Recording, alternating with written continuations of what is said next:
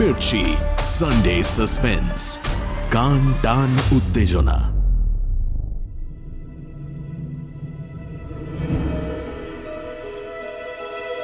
Best of Sunday suspense classics 2025, অশরীরী, বিভূতিভূষণ বন্দ্যোপাধ্যায়। সদবাবু, আমি একটা কথা বলি। বলুন। না, আপনি এখান থেকে চলে যান। জিজ্ঞেস করলাম, কেন বলুন তো? ডাক্তারবাবু তাই মত। আমাকে তো কিছু বলেননি। দারোগাবাবু ইতস্তত করে বললেন, না আপনাকে বলেননি, আমাদের বলেছেন আপনাকে বলবার জন্য, তাই বলা উচিত ভাবলাম। উনি বলেছেন আপনার অসুখ খুব খারাপ। মানে আমি তো সেরে গিয়েছি, ও সারা বড় কঠিন শরৎবাবু। বেশ, তাহলে স্টেশন পর্যন্ত আমি যাব কি করে? রক্ষিয়া ঘাট পার হবার তো কোনো উপায় দেখি না। দারোগাবাবু বললেন, আর কিছু ভাববেন না, স্ট্রেচার জোগাড় করছি চা বাগান থেকে, কুলি পাঠাবো, পুলিশের একজন লোক সাথী থাকবে, আপনাকে ট্রেনে উঠিয়ে না দিয়ে তারা ফিরবে না। আমি বললাম বেশ। আমি তখন জানতাম না যে আজই আমার জীবনের শেষ দিন হতো যদি।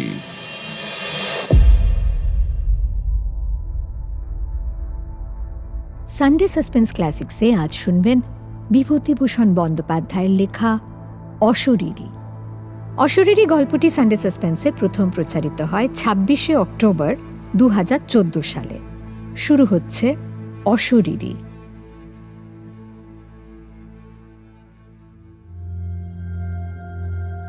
নানা রকম অদ্ভুত গল্প হচ্ছিল সেদিন আমাদের লিচু তলার আড্ডায়, কিন্তু সেসব নিতান্ত পানসে গোছের ভূতের গল্প।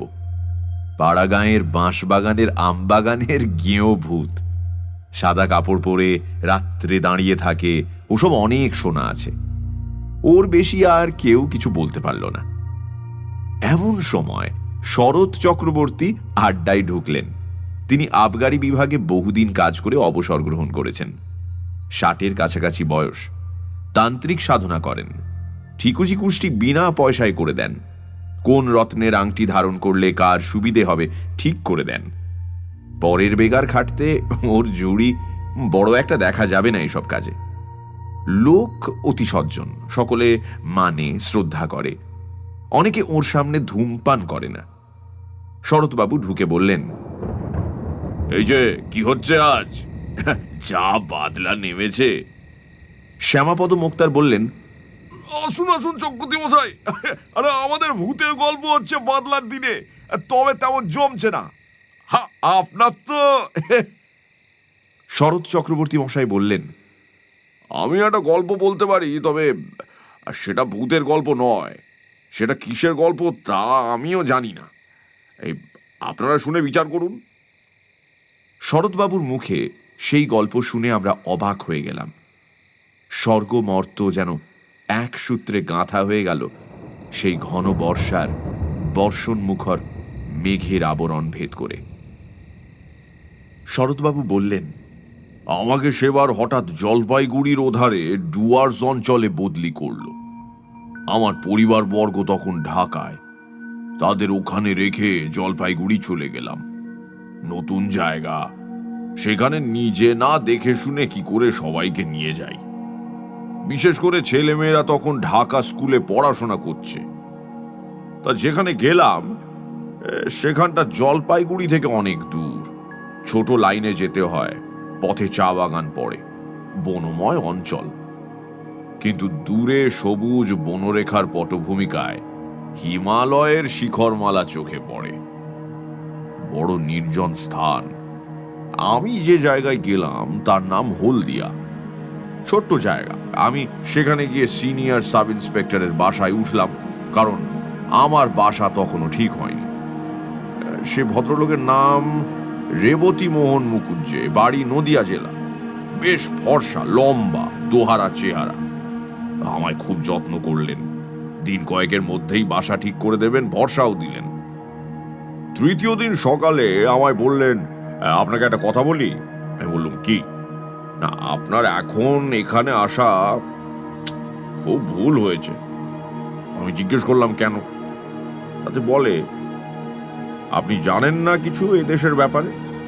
আমি বললাম, না, কি ব্যাপার? বলে, এই বর্ষাকালে এখানে ভয়ানক ব্ল্যাক ওয়াটার জ্বর হচ্ছে চারিধারে। আপনি নতুন লোক, আপনার তো খুবই জ্বর হওয়ার সম্ভাবনা দেখছি। 2-1 বার জ্বর হলেই ওই ব্ল্যাক ওয়াটার জ্বর দেখা দেবে, তখন জীবন নিয়ে টানাটানি। এই রকম তো এদেশের কাণ্ড। আমি জিজ্ঞেস করলাম, আপনারা আছেন কি করে? তাতে উনি বললেন, সে কথা আর বলে লাভ নেই, ইচ্ছে করে নেই, আছি পড়ে পেটের দায়ে। চাকরি ছেড়ে দিলে এ বয়সে যাব কোথায়, খাবো কি? আমার 2টি মেয়ে পর পর মারা গেছে ওই ব্ল্যাক ওয়াটার ফিভারে, তবুও বদলি পেলাম না। কি করি বলুন তো শরৎবাবু? তবেই তো। উনি আরো বললেন, একটু সাবধানে থাকলেই হবে, জলটা গরম না করে খাবেন না বাইরে গিয়ে। ব্ল্যাক ওয়াটার ফিভার হলেই কি মানুষ মারা যায়? আমার কৌতূহল ছিল, আমি জিজ্ঞেসও করলাম। তাতে উনি বললেন, ভালো চিকিৎসা না হলে বাঁচার সম্ভাবনা খুব কম। বিশেষ করে এই বর্ষাকালে যারা নতুন আসেন তাদের ধরলে বাঁচানো খুব কঠিন হয়ে পড়ে। আমি এরকম 2টো কেস দেখেছি, 2টোই মারা গেল। তা শুনে মনে একটু ভয় হলো, কিন্তু সাবধান হই বা কি করব? বিদেশে বেরিয়ে কতদূর সাবধান হওয়াই বা চলে? আর যা থাকে কপালে ভেবে কাজ আরম্ভ করে দিলাম। 10-12 মাইল দূরে দূরে ওই গাঁজার দোকান, মদের দোকান তদারক করে বেড়াতে লাগলাম। ভালোই লাগছিল। বর্ষার সবুজ অভিযান শুরু হয়েছে বনে বনে। কত রকমের ফুল ফোটে আর কত ধরনের পাখি ডাকে।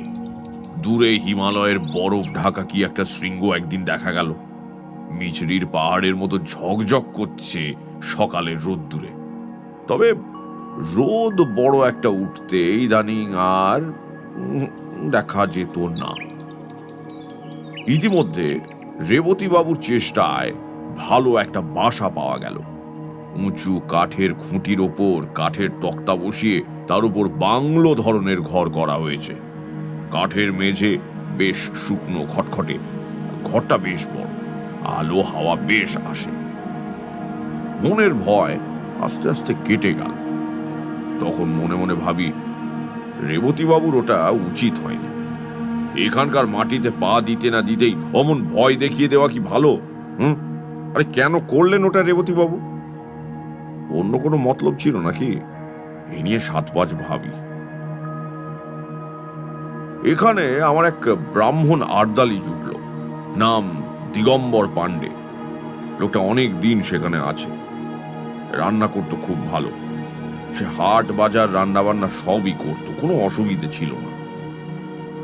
মাস 2 পরে সেবার বামনাপাড়া নর্থ বলে একটা জায়গায় আবগারির তদারকে গেলাম। আর সেটা একটা চা বাগানের পাশে ছোট্ট বাজার। চা বাগানটার ট্রাকগুলোর পায়ে লেখা আছে বামনাপাড়া নর্থ টি এস্টেট। পাহাড়ি একটা ছোট নদী পেরিয়ে আমার গরুর গাড়ি বাজারে গিয়ে থামলো। তখন বাজে ওই বেলা 10টা। 2টি মারোয়াড়ি মহাজনের গদি আছে, তারা বন অঞ্চলের উৎপন্ন সওদা করে। দেবেন সামন্ত বলে মেদিনীপুরের একজন ব্যবসায়ীর কাঠের কারবার আছে, গাঁজা ও আফিমের দোকান সেই দেবেন সামন্তের ভাই শশী সামন্তের। ওখানে বসে থাকতে থাকতেই আমার শরীর কেমন খারাপ হতে লাগলো, মাথা ধরলো। তার দেবেন সামন্তকে বলতে সে কি একটা হোমিওপ্যাথিক ওষুধ দিলে, বললে এতেই নাকি সেরে যাবে, কোনো ভয় নেই। আমি বললাম, আপনাদের এখানে ব্ল্যাক ওয়াটার হয়? উনি বললেন, খুব। জিজ্ঞেস করলাম, মানুষ মরে? তাতে উত্তর দিলেন, তা মন্দ মরে না। আপনারা ভয় পান না? আমরা অনেকদিন আছি, নতুন যারা আসেন তাদের ভয় একটু বেশি। সবাই দেখছি একই কথা বলে। গাঁজার হিসেব চেক করতে করতে আর যেন বসতে পারলাম না। তাড়াতাড়ি কাজ সেরে নিয়ে গাড়িতে উঠে পড়ি। জলতেষ্টা পাওয়াতে বামনাপাড়া নর্থ চা বাগানের একটা গুমটি টিনের শেড থেকে জল চেয়ে খাই এক নেপালি দারোয়ানের কাছ থেকে। যখন বাসায় পৌঁছলাম তখন বেলা হয়ে গেছে। আমার তখন খুব জ্বর, পথেই কাঁপুনি দিয়ে জ্বর এসেছে। খবর পেয়ে রেবতীবাবু ছুটে এলেন, ডাক্তার ডাকা হলো, ওষুধ আর ইঞ্জেকশন চলল। 3 দিনের মধ্যে জ্বর ছেড়ে গেল। দিন 15 বেশ আছি। সবাই বলে ঠান্ডা লেগে অমনটা হয়েছিল হঠাৎ, ও কিছু না। আমিও নিজেকে সেইভাবেই বোঝালুম। আবার বেশ কাজকর্ম করি, শরীরের কোনো কষ্ট নেই। একদিন হলদিয়া পুলিশ থানায় বসে থানায় দারোগার সঙ্গে গল্প করছি, হঠাৎ আবার জ্বর এলো। দারোগাবাবু লোক দিয়ে আমায় বাড়ি পাঠিয়ে দিলেন। আরদালি দিগম্বর পাঁড়েকে বললাম, জল দাও। জল খেয়ে শুয়ে পড়লাম। 3 দিন ভীষণ জ্বরের ঘোরে কাটল। রেবতীবাবু এবং থানার দারোগাবাবু দুবেলায় আসতেন। কিভাবে আমার সাবু বার্লি তৈরি করতে হবে আমার আরদালিকে শিখিয়ে দিয়ে যেতেন। 3 দিন পরে জ্বর কমে গেল। ক্রমে বেশ সেরে উঠলাম। কাজকর্ম আবার শুরু করে দিলাম। দিন 15 পরে চা বাগানের একটা আবগারি কেস দেখতে গিয়েছি। আবার হঠাৎ করে জ্বর এলো। এবার একটা জিনিস লক্ষ্য করলাম, এখানকার জ্বর ভেলকিবাজির মতো আসে, আবার ভেলকিবাজির মতো চলে যায়। সুতরাং প্রথম জ্বর এলে আমার যেরকম ভয় হতো, এখন গা সওয়ার ধরুন সে ভয় একেবারেই নেই। আরদালিকে ডেকে বলে দিলাম আগের মতো পথ্য প্রস্তুত করে আমাকে যেন খাওয়ায়। এবার কিন্তু একটু অন্যরকম হলো।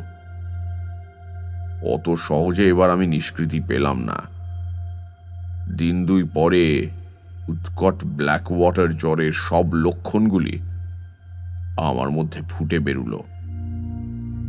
অতিরিক্ত রক্তপাতের দরুন অত্যন্ত দুর্বল হয়ে পড়লাম। সেরে উঠতে 5-6 দিন লেগে গেল। দিন 2 পথ্য করার পর একদিন সকালবেলা আমার সঙ্গে রেবতীবাবু আর দারোগাবাবুর দেখা করতে এলেন। আরদালিকে চা করে দিতে বললাম, কিন্তু তারা চা খেলেন না। পরে বুঝেছিলাম তারা চা খাননি ব্ল্যাক ওয়াটারকে ছোঁয়াচে জ্বর ভেবেই। দারোগাবাবু বললেন, শরৎবাবু, আমি একটা কথা বলি। বলুন। আপনি এখান থেকে চলে যান। জিজ্ঞেস করলাম, কেন বলুন তো? ডাক্তারবাবু তাই মত। আমাকে তো কিছু বলেননি। দারোগাবাবু ইতস্তত করে বললেন, তা আপনাকে বলেননি, আমাদের বলেছেন আপনাকে বলবার জন্য, তাই বলা উচিত ভাবলাম। উনি বলেছেন, আপনার অসুখ খুব খারাপ। মানে আমি তো সেরে গিয়েছি, ও সারা বড় কঠিন শরৎবাবু। বেশ, তাহলে স্টেশন পর্যন্ত আমি যাব কি করে? রক্ষিয়া ঘাট পার হবার তো কোনো উপায় দেখি না। দারোগাবাবু বললেন, আর কিছু ভাববেন না, স্ট্রেচার জোগাড় করছি চা বাগান থেকে, কুলি পাঠাবো, পুলিশের একজন লোক সাথী থাকবে, আপনাকে ট্রেনে উঠিয়ে না দিয়ে তারা ফিরবে না। আমি বললাম, বেশ। আমি তখন জানতাম না যে আজই আমার জীবনের শেষ দিন হতো যদি,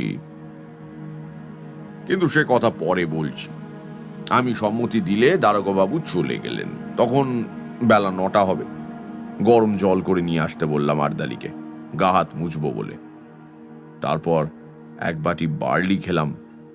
আরো একটু বেলা হলে 2টি ভাতও খেলাম। বেলা 12টার পর লোকজন এলো স্ট্রেচার নিয়ে। এই পর্যন্ত বলে শরৎ চক্রবর্তী বললেন, একটু চা খাওয়ার ইচ্ছে হচ্ছে। আমরা বললাম, গল্পটা শেষ করুন। চা খেয়ে নিয়ে বলবো। এবার গল্পের আসল অংশটাতে এসে গিয়েছি কিনা একটু গলা ভিজিয়ে নিয়ে বলি। হ্যাঁ, উকিল নিতাইবাবু বললেন, একটা কথা, আপনি বললেন ব্ল্যাক ওয়াটার জ্বর হলো, সেরে গিয়ে আপনি পথ্য করলেন, অথচ ডাক্তারবাবু কেন আপনার অসুখ খারাপ বললেন? অসুখ তো সেরে গিয়েছিল। সেরে গিয়েছিল কিরকম, এক্ষুনি সেটা শুনলে বুঝতে পারবেন। আসলে সারেনি। তবে পথ্য দিয়েছিল কেন ডাক্তার? এই কথার জবাব আমি দিতে পারবো না, কাউকে জিজ্ঞেসও করিনি। তবে যেমন ঘটেছিল সেই রকম বলে যাচ্ছি। এটা একটা অদ্ভুত কথা বলছেন আপনি। কিরকম সে দেশে ডাক্তার বুঝলাম না মশাই। এই কথাটা আমি কখনো ভেবে দেখিনি। আচ্ছা, এবার বলি গল্পটা। শরৎ চক্রবর্তী আবার গল্প আরম্ভ করলেন। বেলা 12টার পর স্ট্রেচার নিয়ে এলো চা বাগানের লোকজন। সেখানে দাঁড়িয়েছিলেন রেবতীবাবু ও দারোগাবাবু। আমি আর আর্দালি জিনিসপত্র গোছাচ্ছি, এমন সময় এলো জ্বর। ভীষণ কাঁপুনি দিয়ে জ্বর, আর আমি বসতে পারলাম না। ঘরের মধ্যে গিয়ে তাড়াতাড়ি বাঁধা বিছানা আর্দালিকে দিয়ে খুলিয়ে পাতিয়ে শুয়ে পড়লাম। এবার আমি আর কিছুই জানি না। আমার সমস্ত চেতনা লুপ্ত হয়ে গেল এক ঘন অন্ধকারের আবরণের অন্তরালে। যখন আবার আমার জ্ঞান হলো, তখন দুটো জিনিস আমার চোখে পড়লো। প্রথমেই অন্ধকারের মধ্যে একটা কি গাছের ডাল পাশের জানলার বাইরে হাওয়ায় দুলছে। আর দ্বিতীয় জিনিস হলো আমার বাক্স ও পুঁটুলি আমার পায়ের দিকে দেওয়ালের কাছে রয়েছে, এবং আমার ছাতাটা দেওয়ালের কোণে হেলানো রয়েছে। আমি কি রেলওয়ে ট্রেনে উঠেছি? এত অন্ধকার কেন? রেলের কামরা, অন্য লোকই বা নেই কেন? তারপর আস্তে আস্তে আমার মনের আকাশ মেঘ মুক্ত হয়ে আসতে লাগলো। আমার মনে পড়লো যে আমি স্ট্রেচারে আদৌ উঠিনি। জ্বর আসতে ঘরে এসে শুয়ে পড়েছিলাম। কিন্তু ঘরই যদি হয়, আর্দালির দিগম্বর কই? ঘরে আলো জ্বালেনি। আমি কোথায়? তেষ্টা পেয়েছিল, ডাকতে গেলাম ওকে। গলায় স্বর আটকে গেল। দুবার ডাকতে গেলাম, আর দুবারই তাই হলো। আমার মনে হলো বাইরে চাঁদ উঠেছে। জানালা দিয়ে ঘরের মধ্যে চাঁদের সামান্য আলো এসে পড়েছে। কিছুক্ষণ সামনের দিকে চেয়ে রইলাম। ঘরের মধ্যে বা বাইরে কোথাও কোনো শব্দও নেই। হঠাৎ আমার দৃষ্টি নিবদ্ধ হলো বাইরের দিকে। কে ওখানে বাইরে? এই দেখুন, এতদিন পরে মনে পড়েও আমার গা শিউরে উঠল। দেখলাম কি জানেন? একটি কালো মতন মেয়ে অত্যন্ত দ্রুত গতিতে আমার ঘরের চারপাশে ঘুরছে, আর একটা কাঠি দিয়ে মাটিতে কি যেন করছে। দুবার আমার সামনের দরজার ফাঁক দিয়ে সে নিচু হয়ে ঘুরে গেল। তিনবারের বার মেয়েটি হঠাৎ মুখ উঁচু করে আমার দিকে চেয়ে হাত নেড়ে বলল, কোনো ভয় নেই তোর, গন্ডি দিচ্ছি। আজ রাতে এই গন্ডির মধ্যে কেউ আসতে পারবে না। ঘুমো, তুই ঘুমো। অতি অল্প সময়ের জন্য মেয়েটিকে চোখের সামনে দেখলাম। তারপর সে ঘুরে গেল ওদিকে। আমারও আর জ্ঞান রইল না। ঘুমিয়ে পড়লাম কি? এরপরে কতক্ষণ পর জেগে উঠেছিলাম তা বলতে পারবো না, কিন্তু তখন চোখ খুলেই দেখলাম সেই কালো মেয়েটি আমার শিয়রের কাছে বসে। তার বয়স 18 বছরের বেশি হবে বলে আমার মনে হলো না। আর একটা জিনিস লক্ষ্য করলাম, মেয়েটি যেন খুব ঘেমেছে। ওর মুখ ঘামে ভিজে গিয়েছে, যেন সারা শরীর দিয়ে যেন দরদর করে ঘাম ঝরছে। আমি ওর দিকে চেয়ে দেখতেই মেয়েটি চমৎকার শান্ত স্নেহময় সুরে বলে উঠল, জাগলি কেন? ঘুমো বলছি না, ঘুমো, কোনো ভয় নেই, ঘুমো বলছি, ঘুমো ঘুমো। শেষবার যখন ও ঘুমো বলছে তখন আমি ঘুমিয়ে পড়লাম ওর কথা শুনতে শুনতে। ঘুমিয়ে পড়বার আগে সেই গাছের ডালটার দিকে নজর পড়ল জানালার বাইরে। তার গায়ে জ্যোৎস্না পড়েছে। এইখানেই আমার গল্প শেষ। সকালে আমি যখন জেগে উঠলাম তখন আমার মনে হলো স্বাভাবিক সুস্থ অবস্থায় ঘুম থেকে আমি জেগে উঠেছি। আমার শরীরে কোনো কষ্ট নেই, কিন্তু বড়ই দুর্বল। বিছানা ছেড়ে উঠতে পারলাম না। আস্তে আস্তে একটু বেলা হলো, তখন দেখি দিগম্বর পাড়ে আরদালি সন্তর্পণে পা টিপে এসে ঘরের মধ্যে উকি দিচ্ছে। আমি ডাকতেই যেন সে চমকে উঠল, কোনো উত্তর দিল না। আমি বললাম, রেবতী বাবুকে ডেকে নিয়ে এসো। থতমত খেয়ে সে যেন চলে গেল। কিছুক্ষণ পরে অনেক লোক এলো আমায় দেখতে, তার মধ্যে রেবতী বাবুও ছিলেন।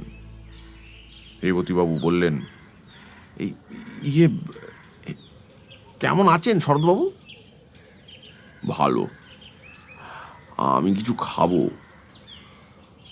তখনই রেবতী বাবু বাইরে গিয়ে কাকে কি বললেন। খানিক পরে এক বাটি বার্লি এলো আমার জন্য। বার্লি খেয়ে শরীরে একটু বল পেলাম। ডাক্তার এসে পরীক্ষা করে বললেন, জ্বর ছেড়ে গেছে। এর দিন দুই পরে আমি সম্পূর্ণ নিরোগ হয়ে উঠলাম, পথ্যও করলাম। তখন আস্তে আস্তে শুনলাম সেই ভীষণ রাতে আমাকে মুমূর্ষু মনে করে সবাই আমাকে ছেড়ে চলে গিয়েছিল একা ফেলে। ডাক্তারবাবু বলেছিলেন রাত কাটবে না। এমনকি নাকি সকালে আমার সৎকারের জন্য কে কে যাবে, কোথায় কাঠ পাওয়া যাবে, এসব বন্দোবস্ত পর্যন্ত হয়ে গিয়েছিল। সকালেই লোক পাঠিয়ে আমার পরিবারবর্গকে টেলিগ্রামে আমার মৃত্যু সংবাদ জানানোর জন্য থানা থেকে একজন কনস্টেবল পাঠাবেন দারোগা বাবু, তাও ঠিক করে রেখেছিলেন।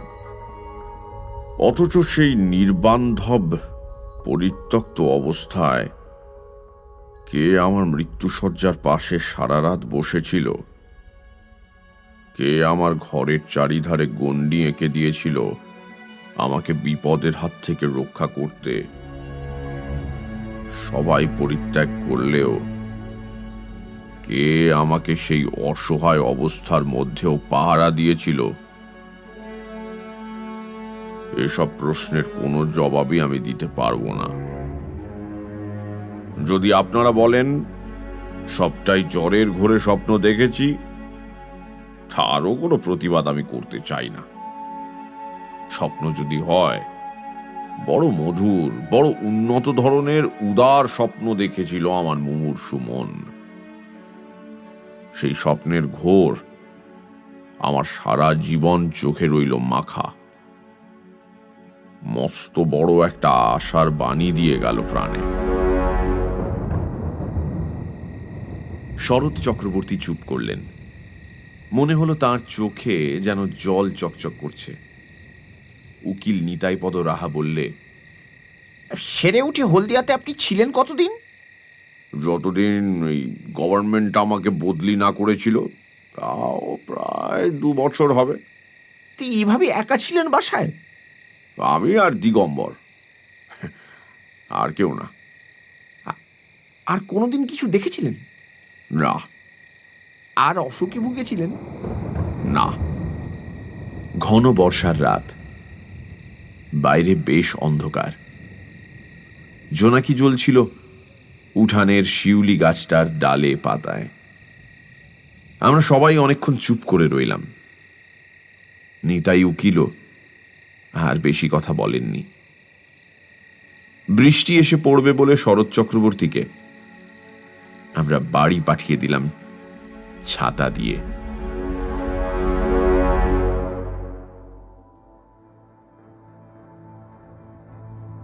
সানডে সাসপেন্স ক্লাসিক্সে শুনলেন বিভূতিভূষণ বন্দ্যোপাধ্যায়ের লেখা অশরীরী। গল্প পাঠে মীর, শব্দগ্রহণ রিচার্ড, ধ্বনি পরিকল্পনা ও আবহ সঙ্গীতে আকাশ, প্রচার অলঙ্করণ গ্রিনিং ট্রি, পর্ব পরিচালনায় অনির্বাণ ও অভিষেক, সমগ্র পরিকল্পনা ও পরিচালনায় Indrani. Best of Sunday suspense classics 2025। Binod doctor, ফাঁসির আসামি, হরিনারায়ণ চট্টোপাধ্যায়। সানডে সাসপেন্স ক্লাসিক্সে আজ শুনবেন হরিনারায়ণ চট্টোপাধ্যায়ের লেখা দুটি গল্প, বিনোদ ডাক্তার এবং ফাঁসির আসামি। হরিনারায়ণ চট্টোপাধ্যায় জন্মেছিলেন 23শে মার্চ 1916 সালে ভবানীপুরে। শৈশবকাল এবং শিক্ষাজীবন বার্মায় কাটিয়ে 1940 সালে আবার কলকাতায় ফিরে আসেন তিনি। তার প্রথম উপন্যাস ইরাবতী। ছোটদের জন্য লেখা বইয়ের মধ্যে অন্যতম ভয়ের মুখোশ এবং পাথরের চোখ। তার গল্প থেকে বাংলায় অভিসারিকা আর হিন্দিতে মুঠ্ঠি ভর চাওয়াল ছবিগুলো তৈরি হয়। সাহিত্য চর্চার পাশাপাশি আবৃত্তিকার এবং অভিনেতা হিসেবে তিনি বিশেষ প্রতিভার পরিচয় দেন। 1949 সালের ছবি চট্টগ্রাম অস্ত্রাগার লুণ্ঠনে তিনি অভিনয় করেছিলেন। 1972 সালে মতিলাল এবং 1976-এ তারাশঙ্কর পুরস্কারে স্বীকৃত হন। 1981 সালে তার মৃত্যু হয়। শুরু হচ্ছে প্রথম গল্প বিনোদ ডাক্তার। এই গল্পটি সানডে সাসপেন্সে প্রথম প্রচারিত হয় 29শে সেপ্টেম্বর 2015 সালে।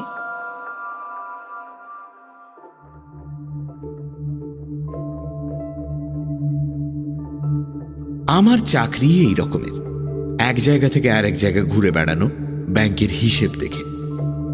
কোথাও 3-4 দিনেই কাজ হয়ে যায়, আবার কোথাও দিন 20ও লেগে যায়। এটা নির্ভর করে ব্যাংকের হিসেবের জট কেমন পাকিয়েছে তার উপর। আগে ব্যাংকের শাখা কেবল বড় বড় শহরেই থাকত, কিন্তু এখন চাষিদের সুবিধের জন্য আধা শহরে গ্রামেও শাখা হচ্ছে। আমাকে বেশিরভাগ সময় এই সব আধা শহরেই যেতে হতো। এই ধরনের কাজে একবার বিরামপুরে যেতে হয়েছিল। সকালে অফিসে গিয়ে শুনলাম বেলা 3টের গাড়িতে রওনা হতে হবে। আমার একপ্রস্ত বিছানা বাঁধাই থাকতো। সুটকেস গুছিয়ে নিয়ে ট্রেনে চড়ে বসলাম।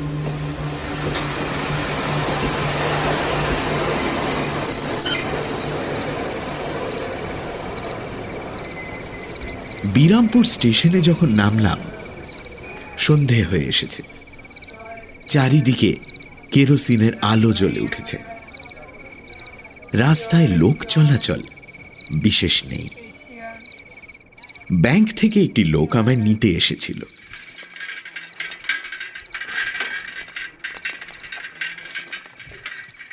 আমরা দুজনে সাইকেল রিকশায় চড়ে বেশ কিছুটা গিয়ে একতলা লাল রঙের বাড়ির সামনে পৌঁছলাম।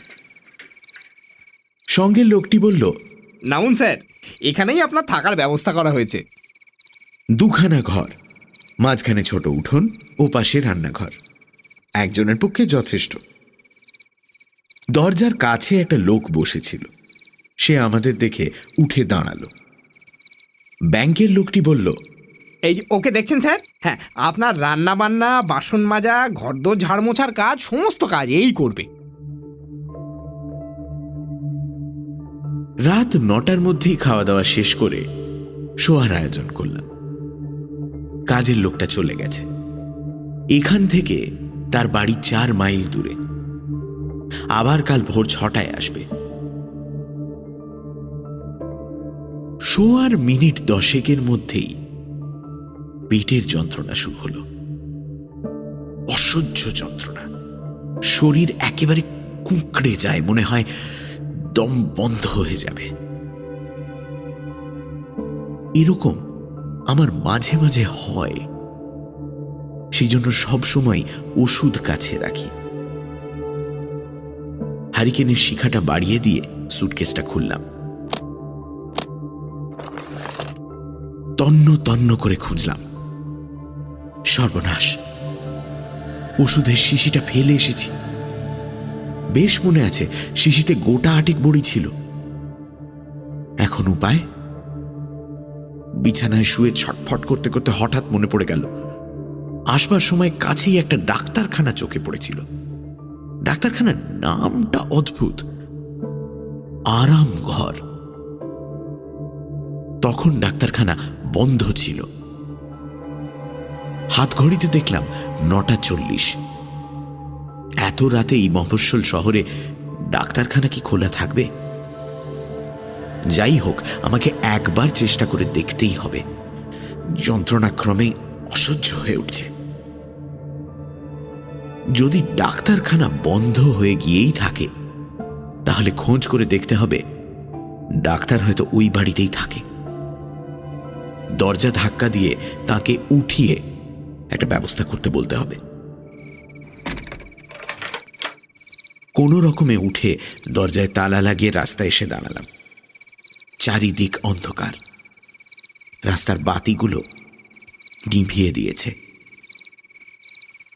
দু হাতে পেট চেপে প্রায় কুঁজো হয়ে গিয়ে গেলাম।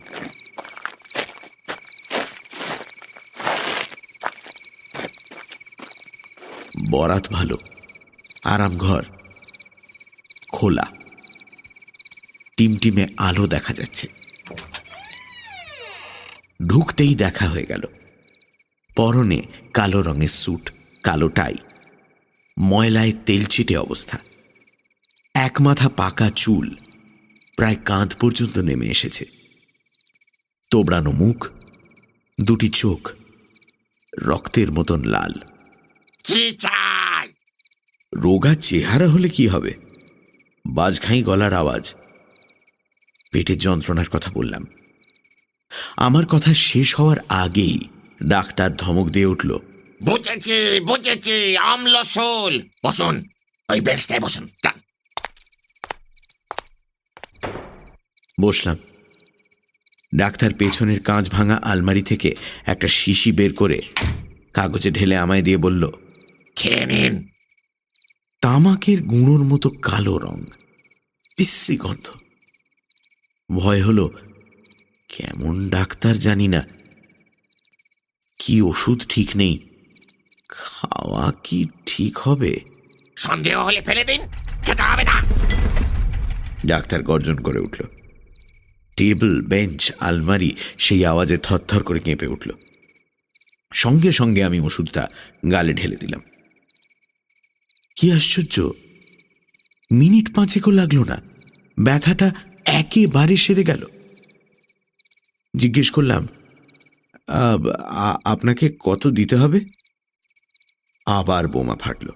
কে মশাই আপনি? বিনোদ ডাক্তারকে পয়সা দিতে চাচ্ছেন? কত লাখ টাকার মালিক আপনি? জানেন না, জানেন না আমি পয়সা নিয়ে চিকিৎসা করি না। নিজের দোষ কাটাবার জন্য মৃদু কণ্ঠে বললাম, কিছু মনে করবেন না, আমি এখানে নতুন এসেছি, এসব জানা ছিল না। আপনার ডাক্তারখানা কতক্ষণ খোলা থাকে? সারা রাত। আপনার আর কিছু দরকার আছে? না থাকে তো উঠে পড়ুন, আমার অন্য রোগীরা আসবে।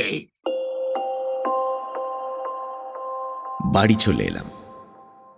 অনেক রাত অবধি বিনোদ ডাক্তারের কথা চিন্তা করলাম।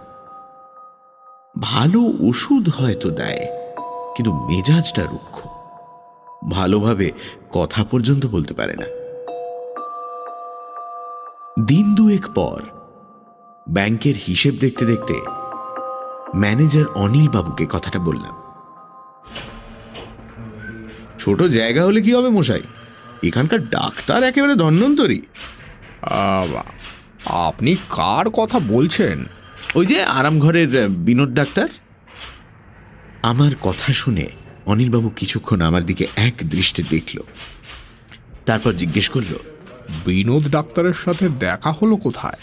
বললাম, এই তো দিন দুয়েক আগে। আর বলবেন না, পেটে একটা ব্যথা হয়েছে। আমার এরকম মাঝে মাঝে হয়, কিন্তু বিনোদ ডাক্তারের একটা বড়িতেই সেরে গেলাম। আশ্চর্য ওষুধ। অনিলবাবু আর কিছু বলল না, কিন্তু লক্ষ্য করলাম সারাটা দিন আমাকে যেন এড়িয়ে চলল। ব্যাপারটা ঠিক বুঝলাম না। বিনোদ ডাক্তার তার বদমেজাজের জন্য বোধহয় এই এলাকায় কারো প্রিয় পাত্র নয়। এই জন্য অনিলবাবুও সম্ভবত তাকে পছন্দ করে না। তাই আমার বিনোদ ডাক্তারের কাছে যাওয়াটা অনিলবাবু ভালো চোখে দেখেনি। কিন্তু আমার অবস্থা আমিই জানি। সারাটা রাত সেই নিদারুণ যন্ত্রণা সহ্য করে পরের দিন অনিলবাবুর পছন্দসই ডাক্তারের জন্য অপেক্ষা করা আমার পক্ষে সম্ভব ছিল না। দিন কয়েক পর হঠাৎই খেয়াল হলো বিনোদ ডাক্তারের সঙ্গে একবার দেখা করে আসি। খাওয়া দাওয়া শেষ, গরমের জন্য ঘুমও আসছে না। আরামঘর তো অনেক রাত অবধি খোলা থাকে।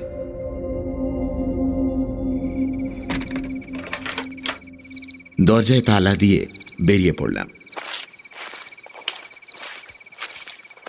রাস্তায় জনমানব নেই, এ সময় থাকবারও কথা নয়। আরামঘরের কাছাকাছি যেতেই হাসির শব্দ কানে এলো।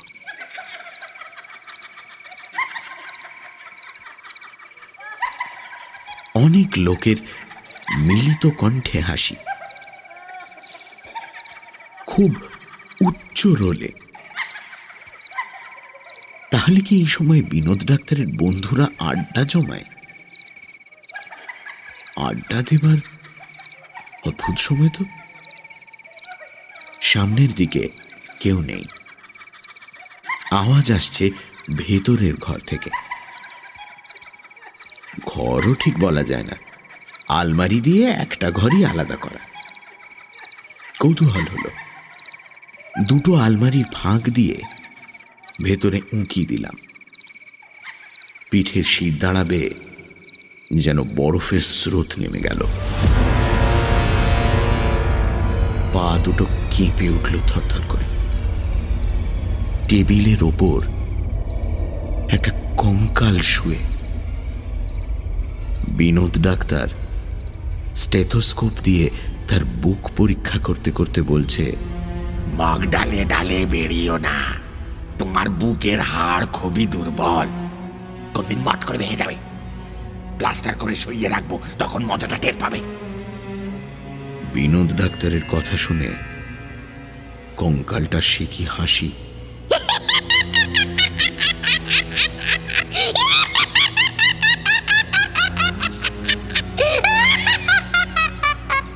ওপরের দিকে চেয়ে দেখি একটা কঙ্কাল শূন্যে দোল খাচ্ছে।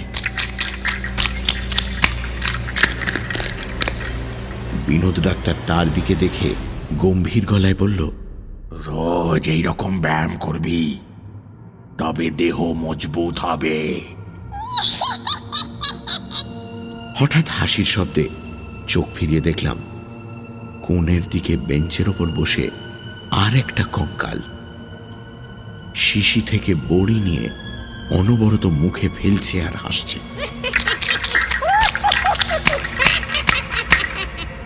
অদ্ভুত হাসি, ঠিক দুটো হাড়ি ঠোকাঠুকি করলে যেমন শব্দ হয় তেমনই।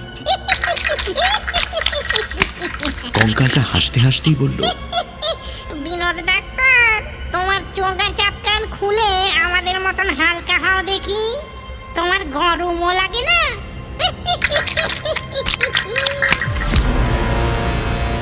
কঙ্কালটা আচমকা থেমে গেল, আর কথা বলতে পারল না।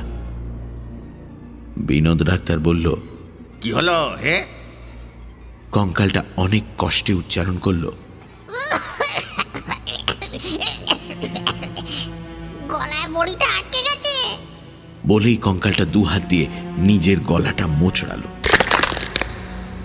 মাথাটা গলা শুদ্ধ তার হাতে খুলে এলো। সেটা বার কয়েক বেঞ্চে ঢুকেই বলল, ও ব্যাস, বড়িটা নেমে গেছে। ব্যাপার দেখে আমার অবস্থা কাহিল। ভয়ে মুখ থেকে একটা আর্তনাদ বের হয়ে পড়ল। সঙ্গে সঙ্গে সবগুলো কঙ্কাল সমস্যারে চেঁচিয়ে উঠল।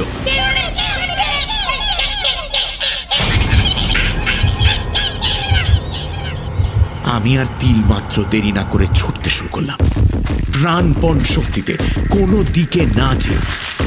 পেছনে অনেকগুলো হাড়ের খটাখট শব্দ ক্রমেই কাছে আসছে।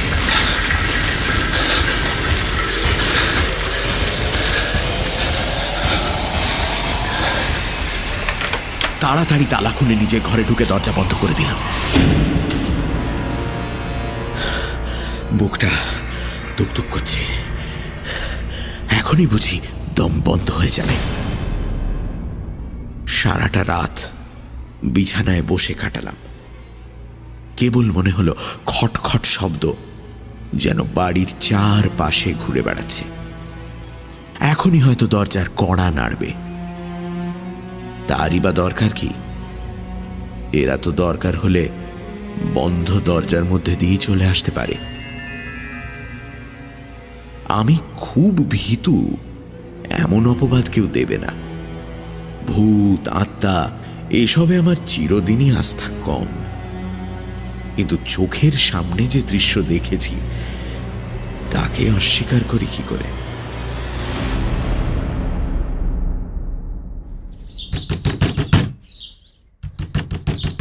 ভোরের দিকে একটু ঘুমিয়ে পড়েছিলাম। জোর খটখট শব্দে চমকে জেগে উঠলাম। না, ভয়ের কিছু নেই। কাজের লোকটা দরজা ঠেলছে। দরজা খুলে দিতে সে জিজ্ঞাসা করল, বাবুর কি খুব শরীর খারাপ? কেন বলো তো? চেহারাটা কেমন দেখাচ্ছে?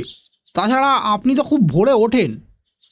ছোট করে শুধু বললাম, হ্যাঁ, ওই রাতে ভালো ঘুম হয়নি। একটা সুবিধে, আজ রবিবার, ছুটির দিন। খাওয়া দাওয়ার পর সারাটা দুপুর ঘুমোবো, তাহলেই শরীর ঠিক হয়ে যাবে। কিন্তু আগের রাতে দেখা সেই বিভৎস দৃশ্য চোখের সামনে থেকে তাড়াবো কি করে? বিনোদ ডাক্তারের সম্বন্ধে সবকিছু আমাকে জানতেই হবে।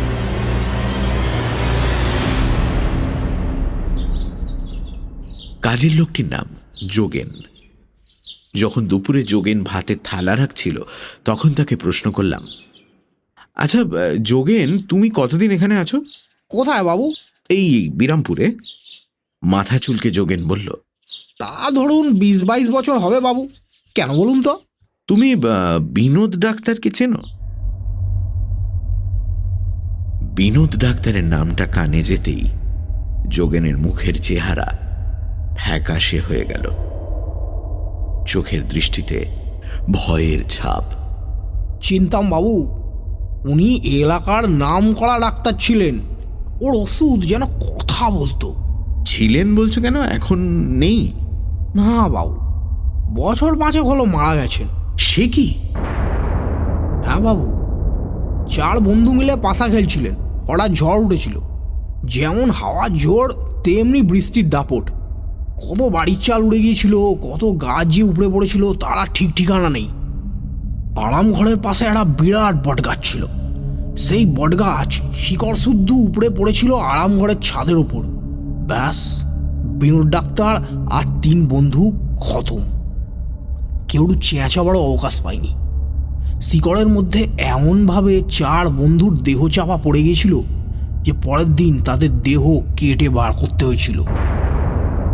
বাধা দিয়ে বললাম, কিন্তু আমি তো বিনোদ ডাক্তারকে দেখেছি।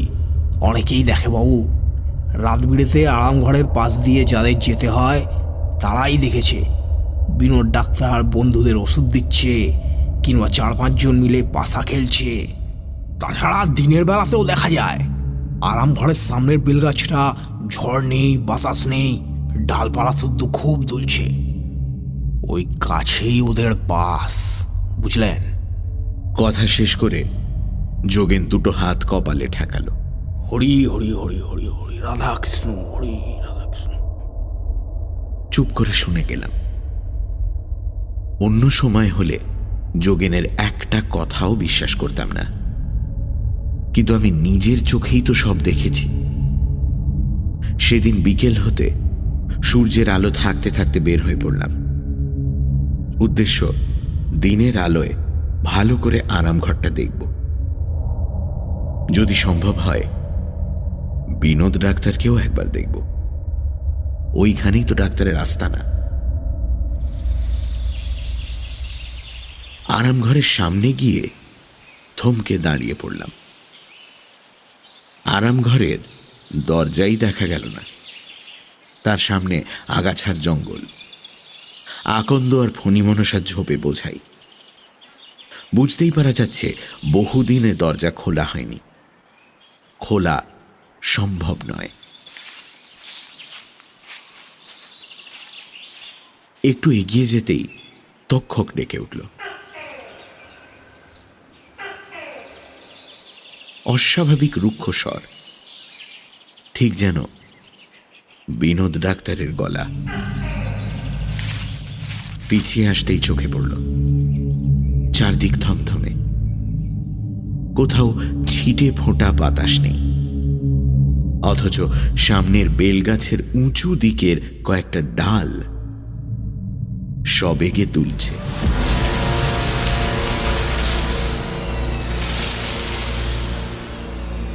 ঠিক মনে হলো বিনোদ ডাক্তারের অশরীরী বন্ধুরা ব্যায়াম করছে নিজেদের দেহের খাঁচা ঠিক রাখার জন্য।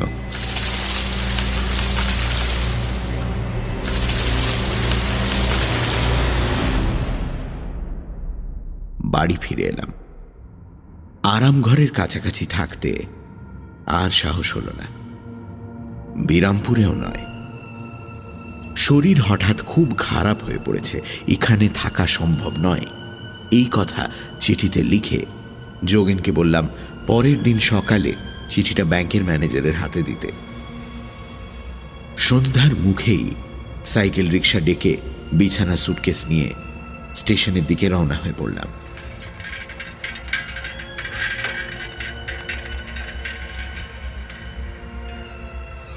আমার পক্ষে বিরামপুরে থাকা আর সম্ভব নয়। আবার যদি কোনো রাতে পেটের যন্ত্রণা শুরু হয়, তাহলে যন্ত্রণায় পাগল হয়ে হয়তো সব ভুলে বিনোদ ডাক্তারের কাছে গিয়েই দাঁড়াবো। কিন্তু তার দেওয়া ওষুধ কি আর খেতে পারবো? খেতে সাহস হবে?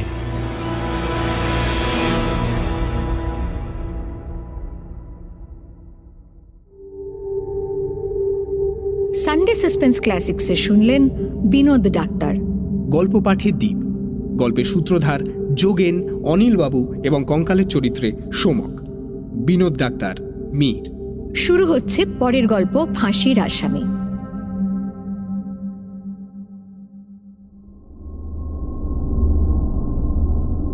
এ কাহিনী কাউকে কোনোদিন বলিনি, জানি বললেও কেউ বিশ্বাস করবে না। আমার নিজেরই মাঝে মাঝে সন্দেহ হয় ব্যাপারটা আদৌ ঘটেছিল কিনা। যখন হাতে কোনো কাজ থাকে না, বারান্দায় বেতের চেয়ার পেতে চুপচাপ বসে বসে কলকাতার ঘনায়মান সন্ধ্যার দিকে চেয়ে থাকি। রাস্তার যানবাহনের শব্দ যখন ক্ষীণ থেকে ক্ষীণতর হয়ে আসে, তখন সব ঘটনাটা চোখের সামনে ভেসে ওঠে। অনেক বছর আগের কথা। আমি তখন ম্যান্ডেলে জেলের ডেপুটি সুপার। ম্যান্ডেলে উত্তর বর্মার প্রাচীন শহর। ম্যান্ডেলেকে বাংলায় মান্দালয় লেখা হয়। এই জেলে একবার এক দুর্ধর্ষ আসামি এসেছিল। সামান্য কিছু টাকার জন্য সে ভাইকে ছোরা দিয়ে কুপিয়ে কুপিয়ে হত্যা করেছিল। লোকটার নাম পেমং। বয়স খুব বেশি নয়, বছর 22-23। বাপ ছিল না। দু ভাই ঠাকুরদার কাছে মানুষ। পেমং স্কুলের ধার ধারত না, কেবল লুকিয়ে পরের পুকুরে ছিপ ফেলা, পরের গাছের ফল পাকুড় পাড়া, সিনেমা দেখে দেখে বেড়ানো, এই সব করত। পেমংয়ের ছোট ভাই ঠিক তার বিপরীত। লেখাপড়া তো করতই, অবসর সময় ঠাকুরদার চাষবাসের কাজে সাহায্য করত। সপ্তাহে সপ্তাহে চাষের তরিতরকারি হাটে নিয়ে গিয়ে বিক্রি করত। এইভাবে সে কিছু পয়সা কড়ি জমিয়েও ছিল। একদিন পেমং ভাইকে বলল, 10টা টাকা ধার দিবি? শহরে যাব, রেল ভাড়া আর হোটেল খরচ লাগবে, তোকে টাকাটা আমি 1 মাসের মধ্যে শোধ করে দেব। ভাই দাদাকে খুব ভালোই চেনে। এর আগে কয়েকবার যে টাকা ধার দিয়েছিল সেটাই ফেরত পায়নি। আর দাদা ফেরতই বা দেবে কোথা থেকে? তার তো 1 পয়সা উপার্জন নেই। তাই বলল, আমার কাছে পয়সা নেই, থাকলেও দিতাম না। এই নিয়ে কথা কাটাকাটি, গালাগালি, তারপর মারামারিও শুরু হয়ে গেল। পাড়ার লোক এসে দুজনকে ছাড়িয়ে দিল। দুজনেই দুজনকে শাসালো, দেখে নেব। পেমংয়ের ভাই সবকিছু ভুলে নিজের কাজে মেতে গেল। পেমং ভুলল না, তককে তককে রইল। একদিন ভোরে পেমংয়ের ভাই হাটে চলেছে, মাথার ঝুড়িতে শাকসবজি, ফল পাকুড়। পেমং পিছু নিল। নির্জন রাস্তা, অত ভোরে বিশেষ লোক চলাচল নেই। হাটের জিনিস নিয়ে গরুর গাড়ির সার আগের রাতে চলে গেছে। মাঝামাঝি রাস্তায় পেমং পেছন থেকে ভাইয়ের গলা চেপে ধরল। এইবার কে তোকে বাঁচাবে? দে, সঙ্গে যে টাকা কড়ি আছে। আচমকা আক্রমণে ভাইয়ের মাথা থেকে ঝুড়িটা ছিটকে রাস্তার উপর পড়ে গিয়েছিল। সে ফিরে দাঁড়িয়ে লড়বার চেষ্টা করেছিল, কিন্তু পারেনি। পেমং কোমর থেকে ছোরা বের করে ভাইয়ের বুকে বার তিনেক বসিয়ে দিয়েছিল। রক্তে তার গেঞ্জি আর লুঙ্গি লাল হয়ে গিয়েছিল। ভাইয়ের পকেট থেকে টাকা সাতেক বার করে নিয়ে পালাতে গিয়েই থামতে হয়েছিল। পুলিশের দারোগা একেবারে সামনে। একটা খুনের তদারক সেরে পাশের গাঁ থেকে দারোগা পুলিশ সঙ্গে নিয়ে সাইকেলে ফিরছিল। পেমংকে একেবারে হাতে নাতে ধরে ফেলল। এই হচ্ছে পুলিশের কাহিনী। তারপর হাজত, হাজত থেকে কোর্ট, কোর্ট থেকে জেল। পেমংকে বাঁচাবার জন্য তার ঠাকুরদা অনেক চেষ্টা করেছিল। একটা নাতি তো গেছেই, আর একজনকে যদি বাঁচাতে পারে। বাঘা বাঘা উকিল দিয়েছিল, কিন্তু কিছু হয়নি। জেলা কোর্ট ফাঁসির হুকুম দিল। হাইকোর্ট সে হুকুম বহাল রাখল। পেমং যখন ম্যান্ডেলে জেলে এলো, তখন সে বিলেতের রাজার কাছে প্রাণদণ্ডের আদেশ মকুব করার আবেদন করেছে। পেমং বরাবর বলে এসেছে ভাইকে সে মারেনি। ভাইয়ের সঙ্গে গালিগালাজ, ধস্তাধস্তি হয়েছে বটে, কিন্তু মেরেছে অন্য লোক। পাশের জঙ্গল থেকে বেরিয়ে মেরে পালিয়েছে। পেমংকেও মারত, কিন্তু দারোগা এসে পড়ায় পারেনি। পেমংয়ের এ কাহিনী ধোপে টেকেনি। প্রমাণ হয়েছে এ ছোড়া তার। দারোগা নিজের চোখে দেখেছে পেমং ভাইয়ের বুকে বার তিনেক ছোড়া বিধিয়ে দিয়েছে। দারোগার সঙ্গে পেমংয়ের কোনো শত্রুতা নেই যে তার বিরুদ্ধে মিথ্যে কথা বলবে। আমি যখন পেমংয়ের সেলে যেতাম, তখনও তার এক কথা, হুজুর বাঁচান, আমার বিনা দোষে ফাঁসি হবে, মরতে আমার বড় ভয় হুজুর। কি বা আমার বয়স, আমি বাঁচতে চাই। আমি তাকে কোনো আশ্বাস দিতে পারতাম না। কেবল বলতাম, আজ বিকেলে ফুঙ্গি মানে বৌদ্ধ পুরোহিত আসবেন, তার কাছে তোমার যা বলার বলো। ফুঙ্গি এলেই পেমং খেপে উঠত। কোনো ধর্মের কথা সে শুনতে চাইত না। চিৎকার করে করে বলতো, আমাকে বিনা দোষে যারা ফাঁসি দেবে তাদের আমি ছাড়ব না। আমি শয়তানের কাছে রক্ত বিক্রি করে যাব। আমার আত্মা প্রতিশোধ নেবে। পেমংয়ের কথা শুনে শুনে আমার নিজেরই মাঝে মাঝে কেমন সন্দেহ হতো।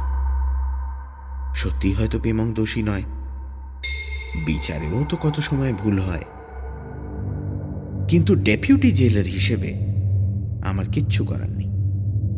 বিলেত থেকে অর্ডার এলো, আবেদন মঞ্জুর হয়নি, তার মানে ফাঁসি ছাড়া পথ নেই। খবরটা পেমংকে জানিয়ে দেওয়া হলো। কিছুক্ষণ গরাদ ধরে আমার দিকে শূন্য দৃষ্টিতে চেয়ে থেকে হঠাৎ একটা অব্যক্ত আর্তনাদ করে সে মেঝের ওপর লুটিয়ে পড়ল।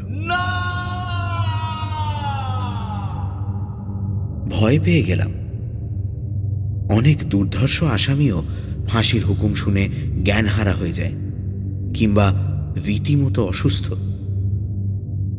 ফাঁসির আসামিদের খুব সাবধানে রাখা হয়, যাতে তারা আইনকে ফাঁকি দিয়ে আত্মহত্যা না করতে পারে। তাদের সেলের 4 দেয়াল খড় দিয়ে নরম করে দেওয়া হয়, যাতে আসামি দেয়ালে মাথা ঠুকে না মরতে পারে। রোজ ডাক্তার এসে স্বাস্থ্য পরীক্ষা করে। খাওয়া দাওয়ার খুব তরিবত। খবর শোনার পর থেকে পেমং একেবারে বদলে গেল। চুপচাপ বসে থাকে, দিন রাত বিড়বিড় করে কি বলে। ভঙ্গি কাছে এলে তাকে গালিগালাজ করে তাড়িয়ে দেয়। ওয়ার্ডারকে বলে, আমি খুন করিনি, তবু এরা আমাকে ফাঁসি দিচ্ছে। আমি কাউকে ছাড়বো না, সবাইকে দেখে নেব। ঠিকমতো খাওয়া দাওয়া সত্ত্বেও তার চেহারা শীর্ণ হয়ে যেতে লাগল। বোঝা গেল এটা হচ্ছে মানসিক চিন্তায়। অবশেষে সেই দিন এলো। জেলার সাহেব ছুটিতে, কাজেই দায়িত্ব আমার ওপর। একজন ম্যাজিস্ট্রেট থাকবে, একজন ডাক্তার, আর আমি। ভোর 5:10 ফাঁসি। 4:30 থেকে আমরা তৈরি। আসামিকে স্নান করিয়ে আনা হলো।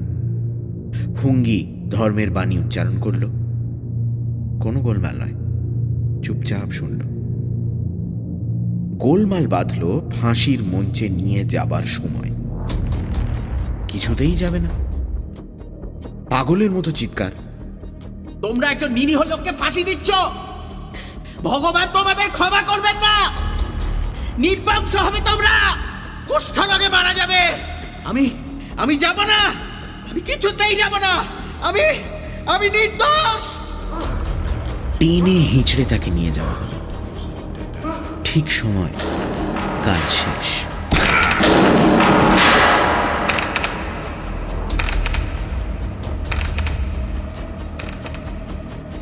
কালো কাপড়ে ঢাকা দেহটা থরথর করে কেঁপে উঠেই নিস্পন্দ হয়ে গেল চিরদিনের জন্য।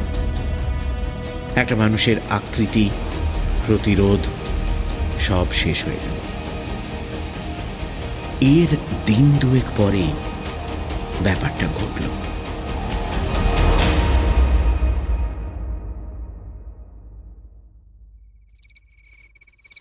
রাত তখন 12টা হবে। একটু আগে পড়া শেষ করে সবে শুয়েছি। দরজায় প্রচণ্ড করাঘাত। জেলের মধ্যে আমাদের সব সময় সন্ত্রস্ত হয়ে বাস করতে হয়। অঘটন একটা ঘটলেই হলো। দরজা খুলে দেখি রাতের ওয়ার্ডার। দুটো চোখ বিস্ফারিত, উত্তেজনায় প্রশস্ত বুক ওঠানামা করছে। শীতের রাত, কিন্তু সারা মুখ ঘর্মাক্ত। কি হলো? হুজুর, হুজুর পেমং। কি? পেমং হুজুর, যার ফাঁসি হয়ে গেল। ধমক দিয়ে উঠলাম, কি নেশা ভাঙ করেছো নাকি? মাঝ রাত্রিরে আজে বাজে কথা বলছো, তোমাকে জরিমানা করব। বিশ্বাস করুন হুজুর, আমি একলা নয়, অন্য কয়েদিরাও দেখেছে। বেরিয়ে পড়লাম, দেখে আসি কি রহস্য। গিয়ে দেখলাম পিমংয়ের সেলের আশেপাশের কয়েদিরা সব গরাদ ধরে দাঁড়িয়ে আছে। আমি যেতেই চেঁচামেচি শুরু হলো। অনেক কষ্ট করে তাদের থামিয়ে আসল কথাটা শুনলাম। কোনো এক কয়েদির প্রথম চোখে পড়ে। চাঁদের আলোয় চারদিক পরিষ্কার, কোথাও একটু অন্ধকার নেই। একটা চাপা গোঙানি কানে যেতে কয়েদিটা পেমংয়ের সেলের দিকে দেখেই চমকে উঠেছিল। কালো কাপড়ে ঢাকা একটা মূর্তি শূন্যে ঝুলছে, ঠিক ফাঁসি কাঠ থেকে যেমন ঝোলে। একজনের চিৎকারে অন্য সবাই উঠে পড়ে। সকলেরই চোখের সামনে এক দৃশ্য। তাদের হল্লায় রাতের ওয়ার্ডার এসে হাজির। সেলের সামনে এগিয়ে গিয়েই সে থমকে দাঁড়িয়ে পড়েছিল। কালো কাপড় ঢাকা মূর্তিটা মৃত্যু যন্ত্রণায় থরথর করে কাঁপছে। আর সে অপেক্ষা করেনি, প্রাণপণে ছুটে আমার দরজায় ধাক্কা দিয়েছে। সেলের কাছে গিয়ে দাঁড়ালাম। সেল ফাঁকা, কোথাও কিচ্ছু নেই। চাঁদের আলো থাকা সত্ত্বেও হাতের টর্চটা সেলের এদিকে ওদিকে ফেললাম। কড়িকাঠেও সম্পূর্ণ স্বাভাবিক। ঘুরে দাঁড়িয়ে জোর ধমক দিলাম, মরা মানুষ আবার ফিরে আসে নাকি? যত সব বাজে ঝামেলা, যাও সবাই শুয়ে পড়ো। ওয়ার্ডারকে কড়া করে বকলাম, ফের এরকম ছেলে মানুষই ব্যাপার করলে চাকরি নিয়ে টানাটানি হবে। সবে তন্দ্রা এসেছিল, এমন সময়ই উটকো ঝামেলায় মেজাজ রুক্ষ হয়ে গেল। জানি না আবার কখন ঘুম আসবে। দ্রুত পায়ে নিজের কোয়ার্টারে ফিরে এলাম। একলাই থাকি, তখনও বিয়ে করিনি। দরজা খুলে ভেতরে ঢুকেই শরীরের রক্ত হিম হয়ে গেল। বাইরের ঘরে বাতি জ্বালানোই ছিল। এই ঘর দিয়েই আমাকে শোবার ঘরে যেতে হবে। বাইরের ঘরটা অফিস ঘর। কোণের দিকে একটা টুলের ওপর বেমং বসে, বিস্ফারিত দুটি চোখ। মনে হলো চোখের মণি দুটো বুঝি বের হয়ে আসবে। জিভটা ঝুলছে, গলায় লাল দাগ, ফাঁসির দড়ির। আমি ভীতু, এমন অপবাদ শত্রুও দিতে পারে না। কিন্তু মুহূর্তের জন্য আমার মনে হলো বুকের হৃৎস্পন্দন আশঙ্কাজনকভাবে বেড়ে উঠেছে। সমস্ত শরীর কাঁপছে ঠকঠক করে, তালু শুকিয়ে কাঠ। একটু জল পেলে হতো, ঠান্ডা এক গ্লাস জল। কে? ভয়ার্ত গলায় প্রশ্ন করলাম। আমি বেমং হুজুর, বড় কষ্ট পাচ্ছি, বড় যন্ত্রণা, তাই আপনার কাছে এসেছি। খুব সাবধানে দেয়াল ধরে আস্তে আস্তে পাশের চেয়ারের ওপর বসে পড়লাম। দাঁড়িয়ে থাকার আর শক্তি ছিল না। এ তো চোখের ভুল নয়, স্পষ্ট দেখতে পাচ্ছি বেমং আমার সামনে বসে রয়েছে, মাত্র হাত চারেক দূরে, ফাঁসির পরের অবস্থায়। মৃদু কণ্ঠে বললাম, আমার কাছে কি দরকার? বুঝতে পারলাম কণ্ঠস্বর আমার আয়ত্তের মধ্যে নয়। আপনার কাছে ছাড়া আর কার কাছে আসবো হুজুর? যা কিছু বলার আপনার কাছেই তো বলে এসেছি। কি বলবার আছে বলো। আমি নির্দোষ হুজুর, এই খুন আমি করিনি। এখন আর এসব কথা বলে লাভ কি? তোমার তো যা হবার হয়ে গেছে। আছে হুজুর, পরকাল আছে, সেখানে আমি শান্তি পাচ্ছি না। কি উত্তর দেব? চুপ করে রইলাম। বেমংই বলতে লাগলো, সেদিন ভাইকে খুন করতে আমি চাইনি হুজুর। পেছন থেকে তার উপর ঝাঁপিয়ে পড়ে তার টাকা পয়সা কেড়ে নিতে চেয়েছিলাম।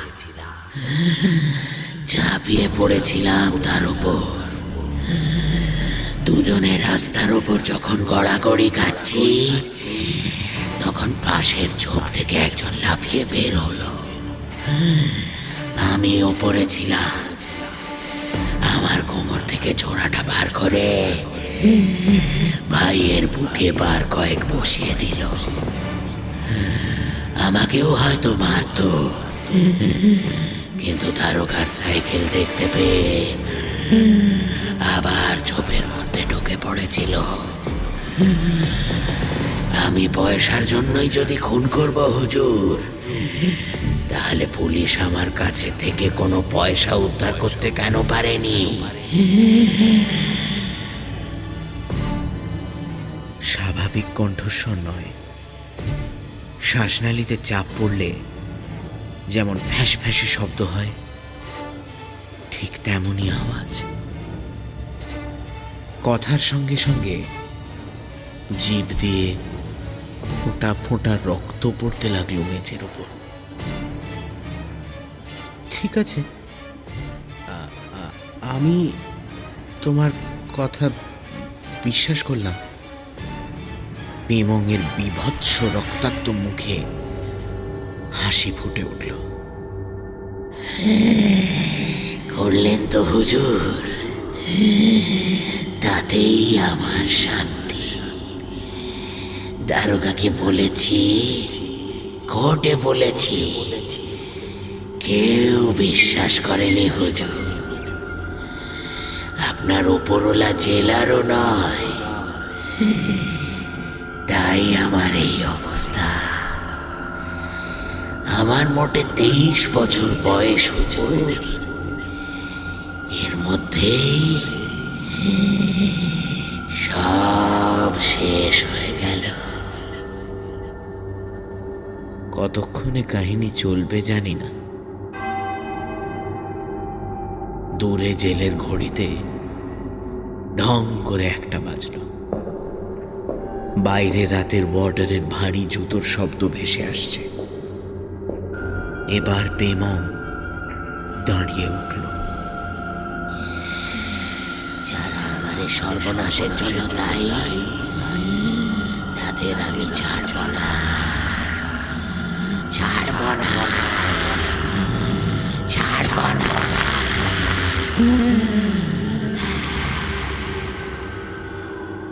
বুকটা দুপ দুপ করে উঠল। তার চরম অবস্থার জন্য পেমং কি আমাকেও দায়ী করছে? আমার ওপরও প্রতিশোধ নেবে? বেশ বুঝতে পারলাম, ঘাড় পিঠ ঘামে একেবারে ভিজে গেছে। রুমাল বার করে ঘাম মুছবো, সে শক্তিও যেন হারিয়ে ফেলেছি। হঠাৎ ঘরের মধ্যে কনকনে ঠান্ডা হাওয়া। বাইরে বরফ পড়লে যেমন হয়, সমস্ত শরীর কেঁপে উঠল। কুণ্ডলি পাকানো ধোঁয়া।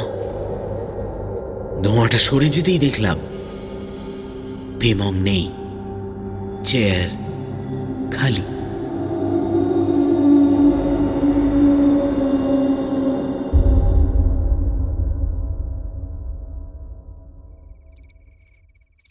স্বস্তির নিঃশ্বাস ফেলে উঠে দাঁড়ালাম। বাকি রাতটুকু আর ঘুম হলো না। এপাশ ওপাশ করলাম, চোখ বন্ধ করলেই পেমংয়ের বীভৎস রক্তাক্ত মূর্তি ভেসে ওঠে।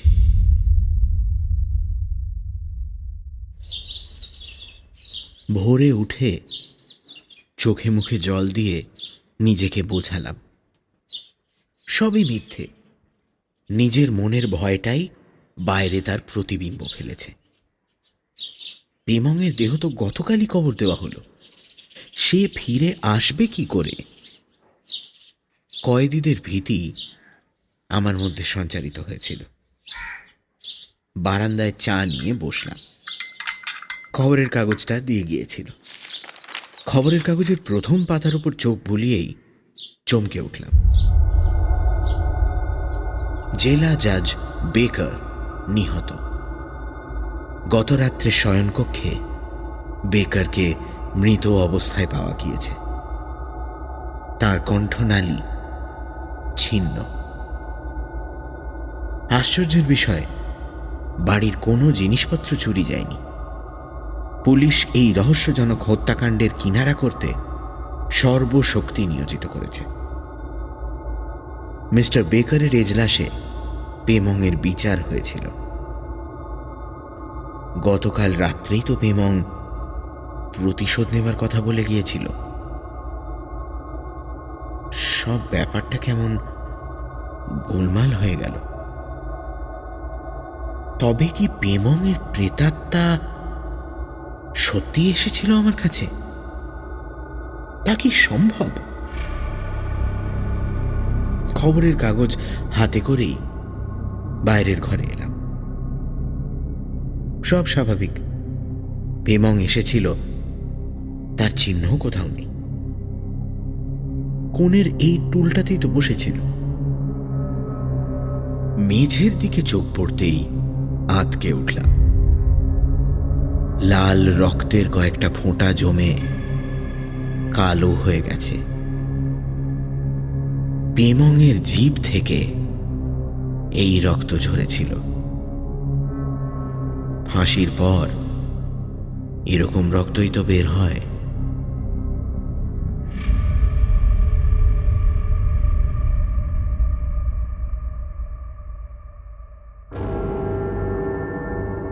সানডে সাসপেন্স ক্লাসিক্সে আজ শুনলেন হরিনারায়ণ চট্টোপাধ্যায়ের লেখা দুটি গল্প, বিনোদ ডাক্তার ও ফাঁসির আসামি।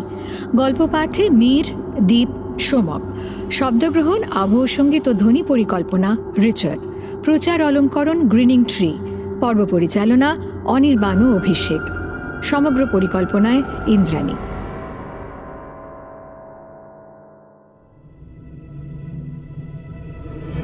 Best of Sunday suspense classics 2025। সপ্তর্ষি আর হারানো বিকেল, তারাদাস বন্দ্যোপাধ্যায়।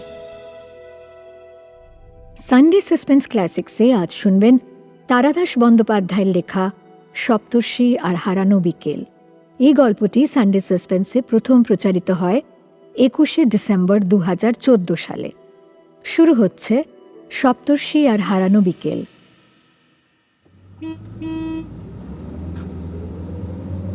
বহরমপুর পেরিয়ে কান্দির পথে পড়তেই রাস্তার দুধারে বাড়িঘর আর গাছপালার চেহারা বদলে যেতে লাগল। মাটির রঙও এখানে সামান্য লাল। সপ্তর্ষির বাবা বুঝিয়ে দিলেন মাটির সঙ্গে লোহা মেশানো রয়েছে বলে ওই রকম রং। এখান থেকেই নাকি রাঢ় বঙ্গের শুরু। রাঢ় বঙ্গ বলতে ঠিক কি বোঝায় সপ্তর্ষি জানে না, তবে সময় মতো বাবাই নিশ্চয়ই বলে দেবেন। বাবা বেশ ভালো লোক, বাবার সঙ্গে বেড়াতে মজা লাগে। দুপাশে ধুধু মাঠ, মাঝখান দিয়ে কালো পিচের রাস্তা চলেছে সোজা। মাঠের মধ্যে দাঁড়িয়ে অজস্র তাল গাছ। কোথাও আবার খোলা প্রান্তরের ভেতরে তাল গাছগুলো জড়াজড়ি করে এক জায়গায় ভিড় করে রয়েছে। এখানকার তাল গাছ দেখতে একটু যেন অন্য রকমের। গড়িটা বেশ মোটা, আর মাটির একেবারে কাছ থেকেই প্রথমে কিছুটা বেঁকে তারপর সোজা উঠেছে। মাঝে মাঝে চোখে পড়ছে দু একটা বিরাট শিমুল গাছ। পাতা নেই, ডালগুলো লাল ফুলে ভর্তি। বাবা হঠাৎ বললেন, বিকাশ, গাড়িটা একটু এখানে থামাও তো, এই বাঁদিকে।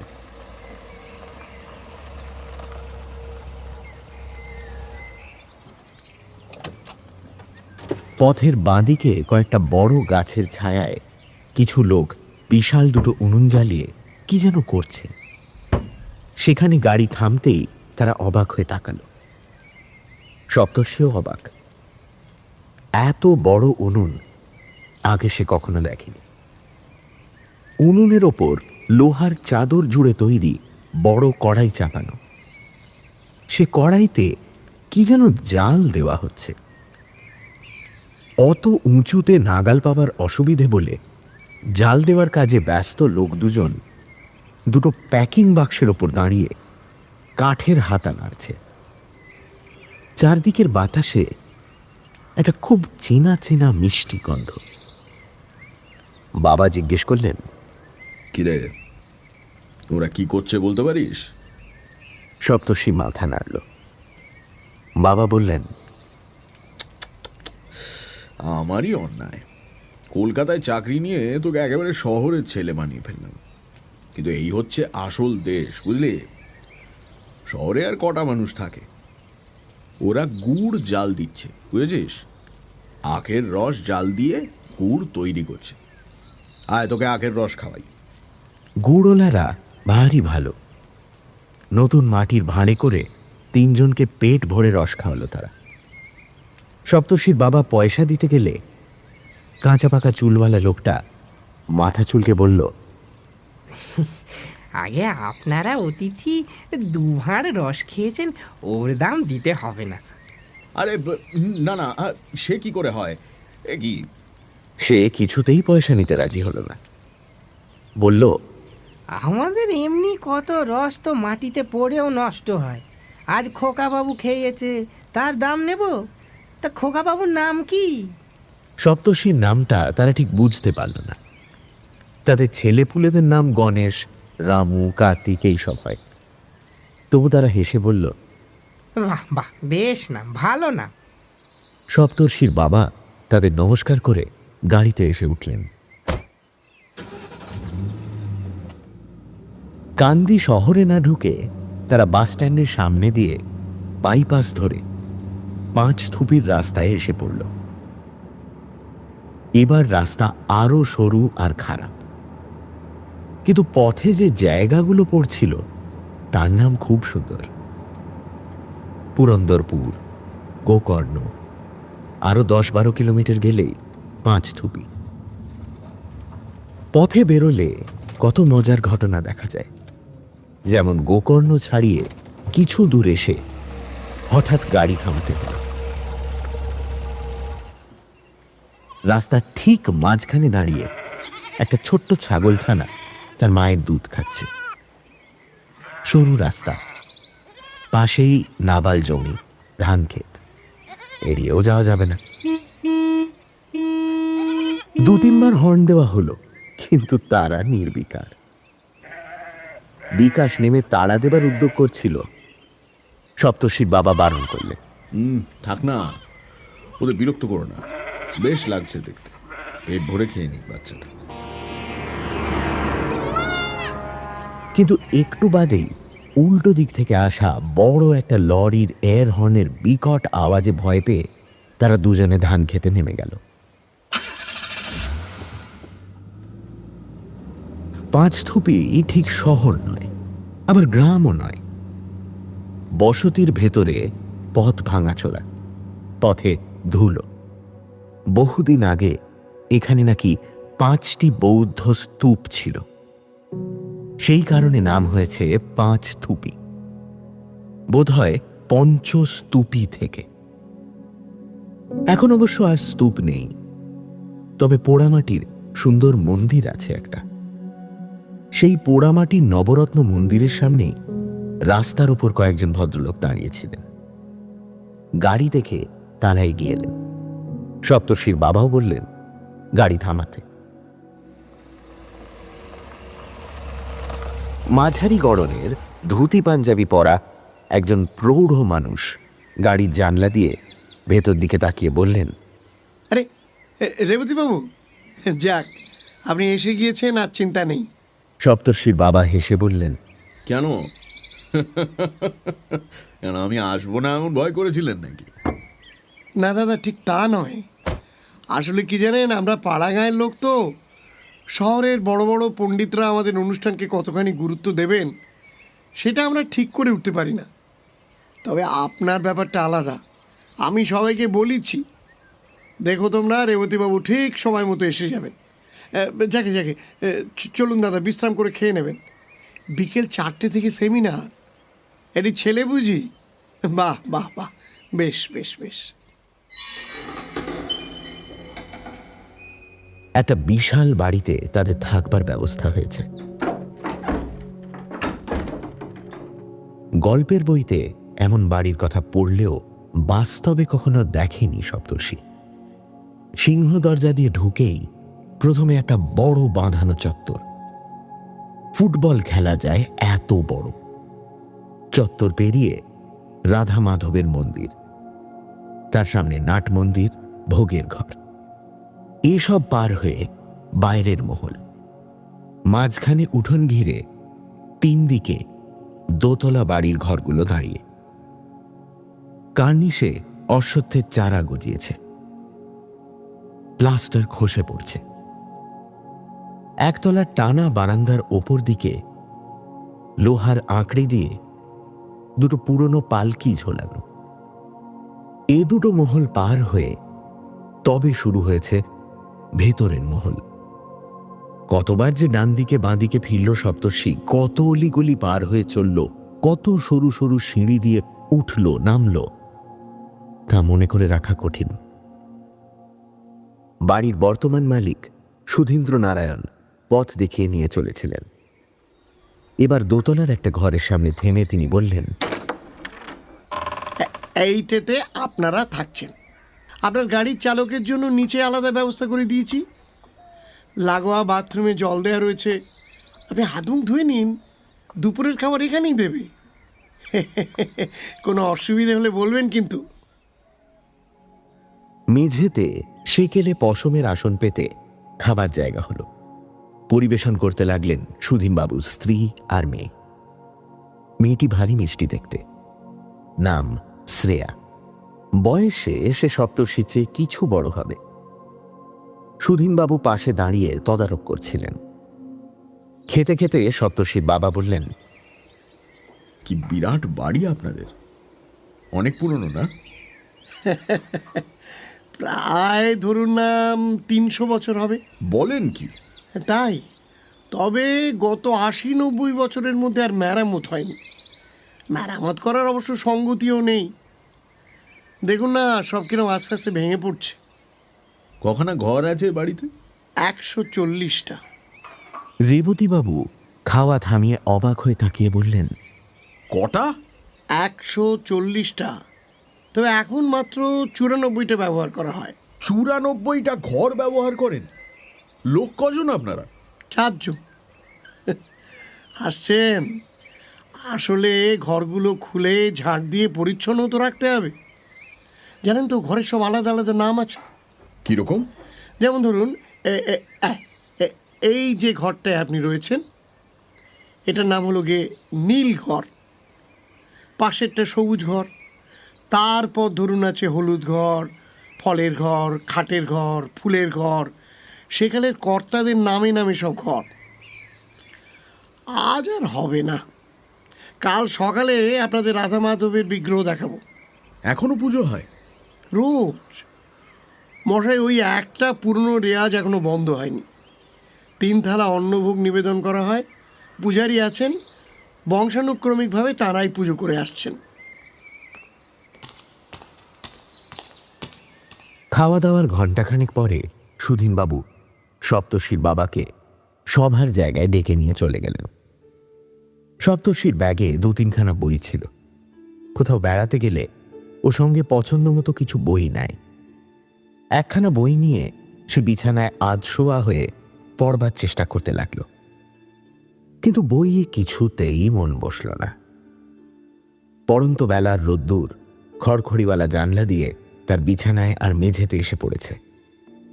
রোদ্দুরের রংটা কেমন যেন মন খারাপ করে দেয়। কবেকার সব ফেলে আসা দিনের কথা মনে পড়ে। অনেক অনেক দিন আগের কথা। কিন্তু অতদিন আগের কথা কি করে মনে আসবে তার? তার তো মাত্র 14 বছর বয়স। তবু এই বাড়িটায় ঢোকা মাত্র তার যেন কেমন অদ্ভুত মনের ভাব হচ্ছে। সামান্য জ্বর এলে যেমন একটা আরামদায়ক আলস্য ঘিরে ধরে, ঠিক তেমনি। নীল ঘর, খাটের ঘর, ফুলের ঘর, সুন্দর নামগুলো। নির্জন পুরনো বাড়িতে ঝিমঝিম করে ফাল্গুনের অপরাহ্ন। জানলার বাইরেই বাতাসে দুলছে বকুল গাছের ডাল, তার ছায়া পড়েছে মেঝেতে।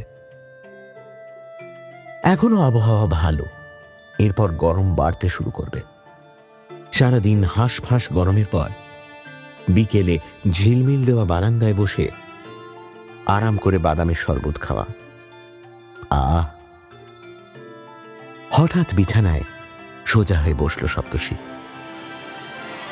আশ্চর্য তো, বাদামের শরবত কথাটা মাথায় এলো কেন তার?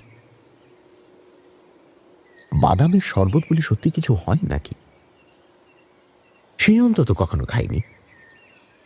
তাহলে এমন একটা পানীয়ের নাম তার মনে এলো কি করে? কোনো গল্পের বইতে পড়েছে কি? কে জানে। দরজা দিয়ে ভেতরে ঢুকে মুখ বাড়িয়ে শ্রেয়া জিজ্ঞেস করল, কি করছো? বই পড়ছো? হ্যাঁ, ভেতরে এসো। ওইখানে দাঁড়িয়ে কেন? ঘরে ঢুকে খাটের এক কোণে বসল শ্রেয়া। কেমন লাগছে আমাদের বাড়ি? খুব ভালো লাগছে। এত বড় বাড়ি আমি আগে কখনো দেখিনি। শহরে আমাদের বাড়িতে মাত্র 3টে ঘর, তাও ছোট ছোট, এমন মাঠও নেই। তোমরা কত মজায় থাকো। ঠিক বলেছ, কলকাতায় যেতে আমার একটুও ভালো লাগে না। তুমি কলকাতা গিয়েছো?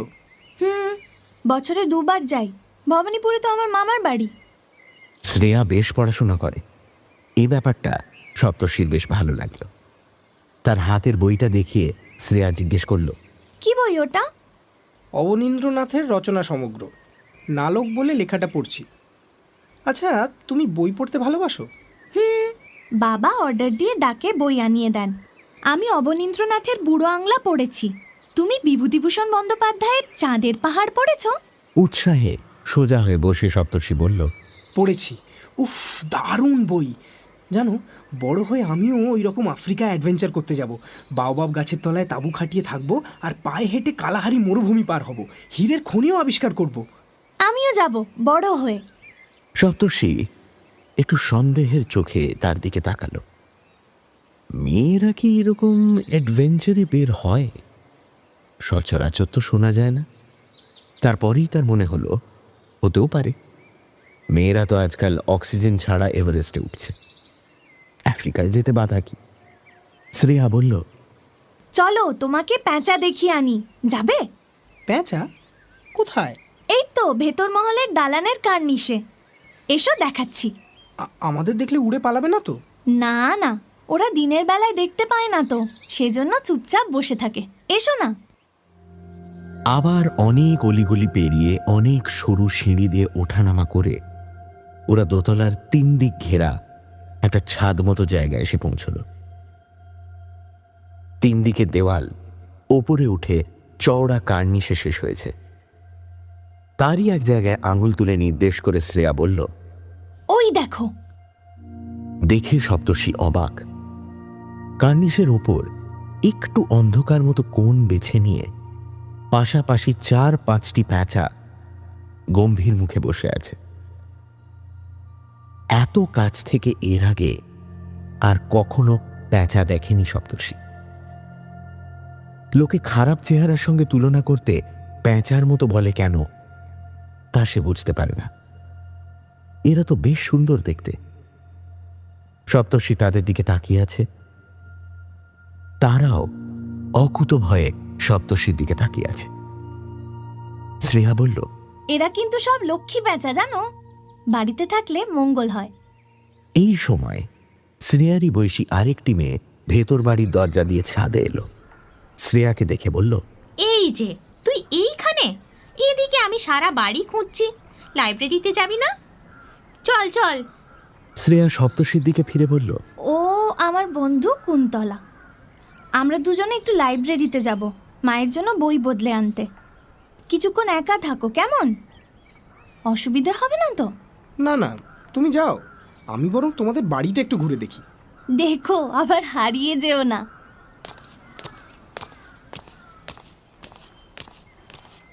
শ্রেয়া আর তার বন্ধুর পায়ের আওয়াজ মিলিয়ে যাওয়ার সঙ্গে সঙ্গে দূরে কোথায় একটা পায়রা ডেকে উঠল।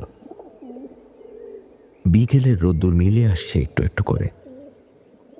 ছাদের ওধার দিয়ে যে সিঁড়িটা ঘুরে ঘুরে নিচে নেমে গেল, সেটা দিয়ে নামলে কোথায় পৌঁছানো যায়?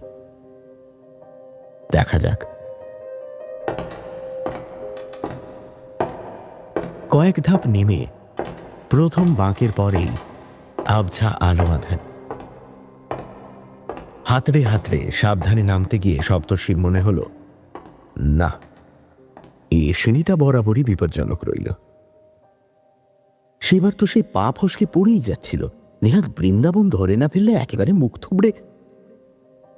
অন্ধকারে সিঁড়ির মাঝামাঝি দেওয়াল ধরে কাঠ হয়ে দাঁড়িয়ে পড়ল সপ্তর্ষি।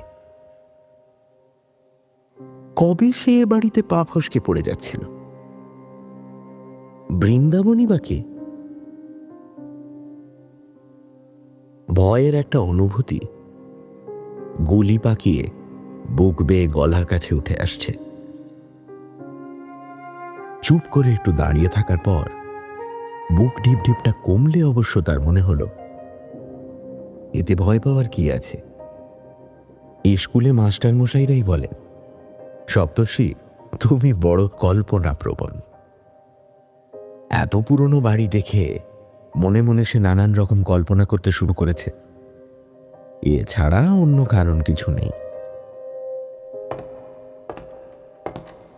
আবার সে নামতে আরম্ভ করল। একতলার লম্বা একটা বারান্দায় সিঁড়ি শেষ হল। মেঝেতে পুরু ধুলো আর চামচিকে নাদি পড়ে আছে। এই মহলে লোকজন কেউ বাস করে না।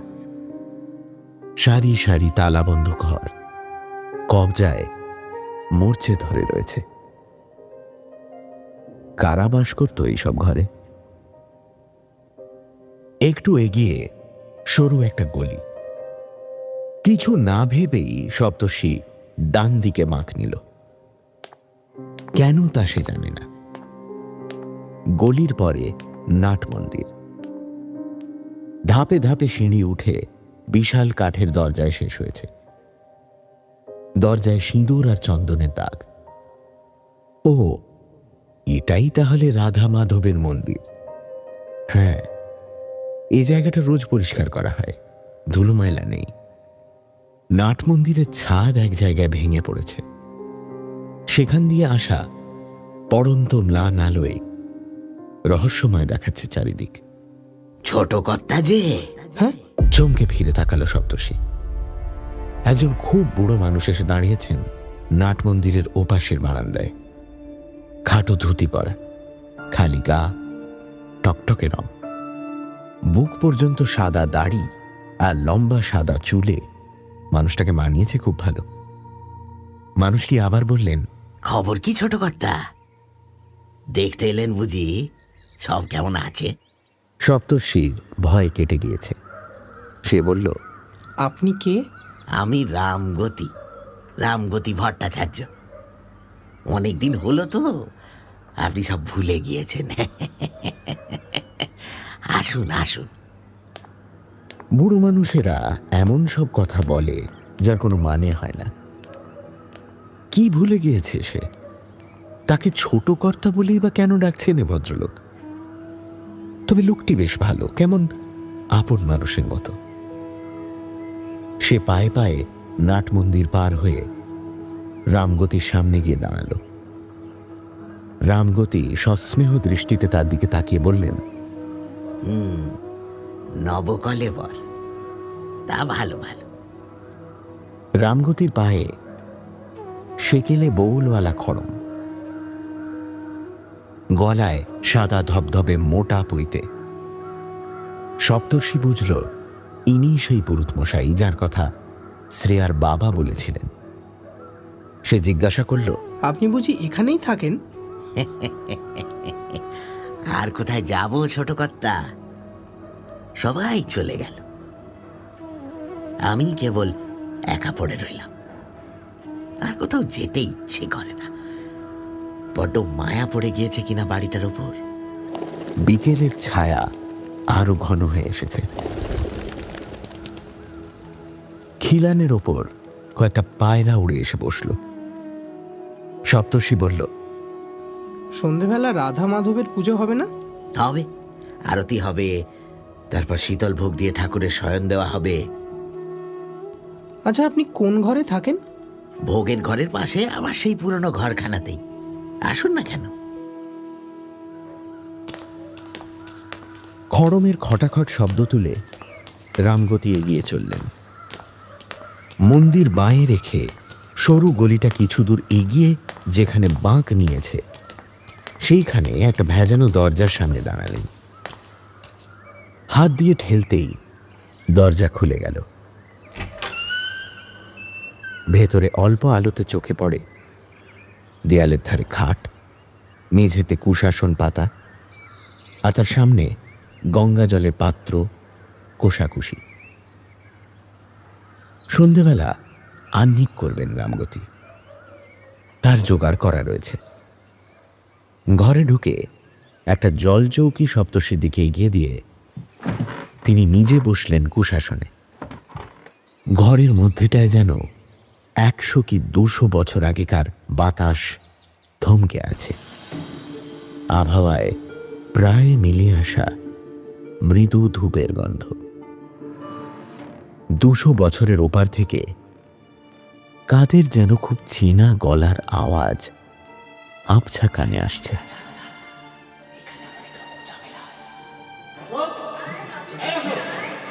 কারা যেন খুব ভালোবাসত, খুব আপন ছিল। এই বাড়িটায় থাকতো তারা। বাইরের দালানে পায়রা ডানার ঝটাপট শব্দে বৈকালী নির্জনতা আরো গাঢ় হয়ে আসছে। সপ্তর্ষি জিজ্ঞেস করল, বাড়ির এদিকটাতে তো কেউ থাকে না, আপনার ভয় করে না একা থাকতে? না না, ভয় করবে কেন? এ আমার চেনা জায়গা, ছোটবেলা থেকে এখানে বড় হয়েছি। তাছাড়া রাধা মাধব যেখানে রয়েছেন সেখানে আর ভয় কি? আপনি কি করেন সারাদিন? পাহারা দিই, সারাদিন সারা রাত।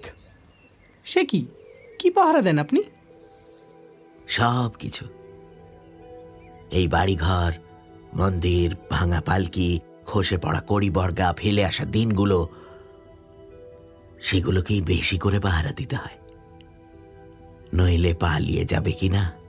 পুরোপুরি বুঝতে না পারলেও এই কথাগুলো সপ্তর্ষির খুব ভালো লাগলো। রামগতি আবার বললেন, আর সেই জিনিসটা তো রয়েছে, সেটাও পাহারা দিতে হয়। এই কথাটা রামগতি বললেন প্রায় ফিসফিস করে। তার গলার স্বরে রহস্যের ছোঁয়া। কিসের কথা বলছেন রামগতি? সপ্তর্ষি জিজ্ঞেস করল, কোন জিনিসটা? ছোট কর্তা সব ভুলে গিয়েছেন। আপনি তো লুকিয়ে রাখবার জন্য আমাকে দিয়েছিলেন। মেজ কর্তার তখন মতিগতি ভালো নয়, তার হাতে পড়লে কি হয় ঠিক নেই, তাই আমাকে দিলেন। সপ্তর্ষি অবাক হয়ে তাকিয়ে আছে দেখে রামগতি বললেন, মনে পড়ছে না? আচ্ছা, আসুন। খড়মের শব্দ তুলে আবার অন্ধকার গলিপথ পার হতে লাগলেন রামগতি। নাট মন্দিরের পেছনে ভোগের ঘরের ঠিক পাশ দিয়ে কয়েক ধাপ সিঁড়ি নেমে গিয়েছে যেন মাটির তলায়। বৃদ্ধ পুরোহিত সেই সিঁড়ি দিয়ে নেমে চললেন। একটু ইতস্তত করে সপ্তর্ষিও তাকে অনুসরণ করল। এইখানে বোধহয় বাতাস চলাচল করে না, কেমন ভ্যাপসা গন্ধ পরিবেশে। সিঁড়ি নেমে শেষ হয়েছে একটা ছোট্ট চৌকো ঘরে। কিছু নেই সেই ঘরে, কেবল কোণের দিকে ইট দিয়ে গাঁথা বেশ বড় একটা চৌবাচ্চা। রামগতি চৌবাচ্চার কাছে গিয়ে দাঁড়িয়ে বললেন, এই যে, এটার নিচেই আমি আর আপনি রাত্রির বেলা লুকিয়ে ফেলেছিলাম মূর্তিটা, জগদ্ধাত্রী মূর্তি। উপরে আবার ইট পেতে মশলা দিয়ে গেঁথে দিয়েছিলাম, ঠিক এই কোণাটাতেই। কাঁপা গলায় সপ্তর্ষি জিজ্ঞেস করল, কিসের চৌবাচ্চা এটা? গঙ্গা জলের। নিত্য পূজার জন্যে গঙ্গা জল বহরমপুর থেকে পেতলের বড় বড় 15-20টা জালায় ভর্তি করে গরুর গাড়িতে বোঝাই করে নিয়ে আসা হতো। বছরে একবার অক্ষয় তৃতীয়ার দিন চৌবাচ্চার পুরনো জল বের করে পরিষ্কার করে আবার নতুন জল ভর্তি করা হতো। ওই অক্ষয় তৃতীয়ার রাতেই তো আমরা মূর্তিটা লুকোলাম। গরুর গাড়িতে কেন? বাসে আনলে তো তাড়াতাড়ি হয়। এবার রামগতি অবাক হয়ে তার দিকে তাকিয়ে বললেন, বাস কি? ব্যাপারটা সপ্তর্ষির কেমন যেন লাগলো। যতই সেকেলে মানুষ হন না কেন, বাস দেখেননি তাও কি হতে পারে? 5 থুপি থেকেই তো রোজ কত বাস ছাড়ে। রামগতি বললেন, চলুন ছোট কর্তা, ওপরে যাই। জায়গাটা আপনাকে দেখিয়ে ভালোই করলাম, আপনি তো সব ভুলেই গিয়েছিলেন।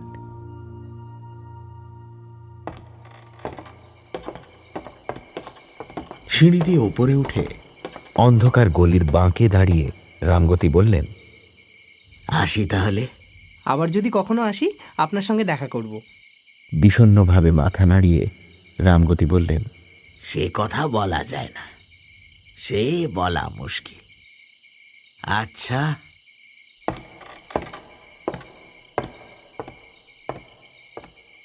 তাঁর খড়মের আওয়াজ মিলিয়ে গেল বাঁকের ওধারে। একা একা ফিরে চলল সপ্তর্ষি।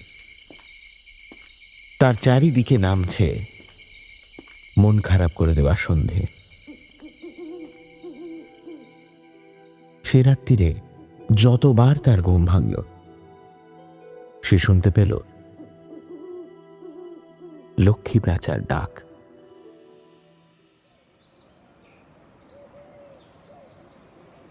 সকালে উঠে হাত মুখ ধুয়ে গরম গরম আটার লুচি আর আলু চচ্চড়ি দিয়ে দারুণ ব্রেকফাস্ট হলো। সুধীনবাবু বললেন, শুনুন না, আমি তাড়াতাড়ি ঝোল ভাত করে দিচ্ছি, আপনারা খেয়ে দিয়ে রওনা হন। সপ্তর্ষির বাবা বললেন, না ভাই, তার উপায় নেই। বিকেল 5টার মধ্যে আমার বাড়িতে পৌঁছতে হবে। 10:30 নাগাদ বেরিয়ে পড়বো এখান থেকে। বেশ, তো তাহলে চা খেয়ে নিন, তারপর আপনাদের রাধা মাধবের বিগ্রহ দেখিয়ে আনি।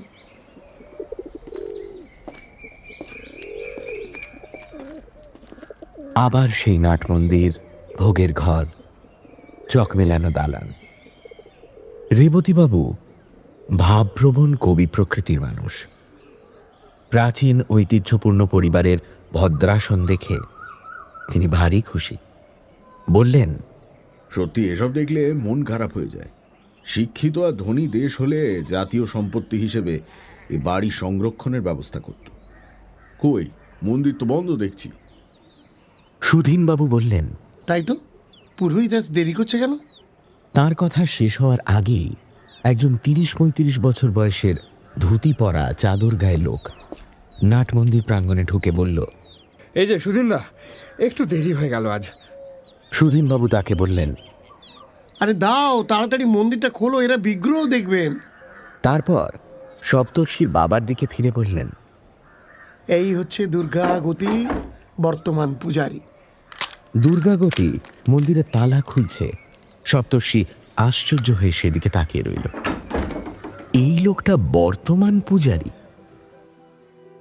তাহলে গতকাল বিকেলে যার সঙ্গে পরিচয় হলো সেই রামগতি কে? রামগতি আর দুর্গাগতি নাম দুটো তো বাপ বেটা কিংবা 2 ভাইয়ের বলে মনে হচ্ছে। কথা বলতে বলতে রেবতীবাবু আর সুধীন্দ্রনারায়ণ একটু দূরে গিয়ে দাঁড়িয়েছেন। সপ্তর্ষি দুর্গাগতিকে জিজ্ঞেস করল, আপনার বাবা রামগতি ভট্টাচার্য এখন কি আর পুজো করেন না? দুর্গাগতি চমকে তার দিকে তাকালো। রামগতি আমার বাবা না তো, আমার ঠাকুরদার বাবা। তিনি আর কি করে পুজো করবেন? তিনি তো মারাই গিয়েছেন আজ 100 বছরের ওপর। তুমি তার নাম কি করে জানলে? ও, বুঝেছি, সুধীনদা গল্প করেছেন। সপ্তর্ষি আস্তে করে সেখান থেকে সরে এলো। বলে কি লোকটা? 100 বছরের ওপর মারা গিয়েছে মানে? কাল তাহলে সে কার সঙ্গে গল্প করল? বাবা এখনো কথা বলছেন সুধীন বাবুর সঙ্গে। সপ্তর্ষি চট করে নাট মন্দিরের ওপাশ দিয়ে গিয়ে সরু গলিটায় গিয়ে পড়ল। এই সকালবেলাতেও গলিটা আবছা অন্ধকার। একটু এগিয়ে রামগতির ঘর। সে ঘরের দরজায় মরচে ধরা একখানা পুরনো তালা ঝুলছে। তালার গায়ে মাকড়সার জাল ঝুল। দরজার সামনে বারান্দায় ধুলো ময়লা পড়ে আছে কত দিনের। এ দরজা অন্তত 20-25 বছরের মধ্যে কেউ খোলেনি। কিন্তু এই ঘরটার মধ্যে বসে গতকাল বিকেলে সে রামগতির সঙ্গে কথা বলেছে। সপ্তর্ষির আর একটুও ভয় করছে না, বরং খুব মহৎ কিছু, সুন্দর কিছুর মুখোমুখি হলে যে শান্ত আনন্দের ভাব জাগে, তাই জাগছে। মন্দিরের সামনে ফিরে আসতে আসতে সপ্তর্ষি শুনতে পেল সুধীন কাকা এখনো তার বাবাকে পুরনো দিনের গল্প শোনাচ্ছেন। সেকালের মানুষগুলো সব দিক দিয়েই বড় হতো মশাই। কি চেহারায়, কি মনে। আমার প্রপিতামহের আমলে আমাদের এক কর্মচারী ছিল, তার নাম বৃন্দাবন। শুনেছি সে নাকি একবার আমাদের বাড়ি ডাকাত পড়লে কেবল লাঠি ঘুরিয়ে 50 জন ডাকাতকে গ্রামের বাইরে তাড়িয়ে দিয়েছিল। এজন্য কিছু পুরস্কার দিতে চাওয়া হয়েছিল, সে নেয়নি। বলেছিল আজন্ম এ বাড়িতে আছি, মরবো এখানে। ও নিয়ে করবো কি, রাখবো কোথায়? বৃন্দাবন, এই নামটাই সিঁড়ি দিয়ে নামবার সময় কাল তার মাথায় এসেছিল। চারদিকে তাকালো সপ্তর্ষি। এই বিরাট বাড়িটার সঙ্গে একদিন তার খুব ঘনিষ্ঠ সম্পর্ক ছিল। এর ঘরে ঘরে বাস করত তার প্রিয়জনেরা। ভাগ্য আজ তাকে এখানে এনে তার চোখের সামনের আবরণ সরিয়ে দিয়েছে। গল্পের বইতে এমন ঘটনা পড়েছে সপ্তর্ষি, বাস্তবেও হলো তাহলে। সুধীন কাকাদের অবস্থা এখন পড়ে গিয়েছে। এই সময় যদি বেশ কিছু টাকা হাতে পান তাহলে বাড়িটা মেরামত করতে পারেন, শ্রেয়ার খুব ভালো বিয়ে দিতে পারেন, আরো কত কি ভালো কাজে লাগাতে পারেন। চৌবাচ্চার নিচে গাঁথা রয়েছে মূর্তিটা। রামগতি বলেছিলেন ধাতুর তৈরি। কি ধাতু? সোনা, রূপো? যাই হোক না কেন, তার দাম অনেক অনেক হবে। জিনিসটার ন্যায্য তো সুধীন কাকুর প্রাপ্য। আর কতদিন ওটা পড়ে থাকবে ওখানে? মূর্তিটার সন্ধান সে বলে দিলে খুব হইচই হবে, সবাই তাকে প্রশ্ন করবে, বিরক্ত করবে, কিন্তু সুধীন কাকার খুব উপকার হবে। অবশ্য সুধীন কাকাকে বলে দেওয়া যায় তিনি যেন সপ্তর্ষির নাম কাউকে না বলেন। বিগ্রহ দেখবার জন্য তার বাবা তাকে ডাকছেন। সে এগিয়ে গেল। তারপর সুধীন্দ্রনারায়ণের দিকে তাকিয়ে বলল, কাকা, আপনার সঙ্গে আমার একটা কথা আছে।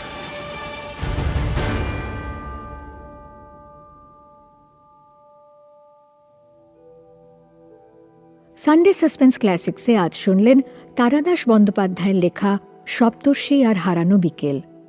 গল্প পাঠে দীপ, সোমক, জগন্নাথ বসু, অয়ন্তিকা এবং লাবণ্য। শব্দগ্রহণ রিচার্ড, ধ্বনি পরিকল্পনা ও আবহ সঙ্গীত আকাশ, প্রচার অলঙ্করণ জয়েন দ্য ডটস, পর্ব পরিচালনায় অনির্বাণ ও অভিষেক, সমগ্র পরিকল্পনায় ইন্দ্রাণী।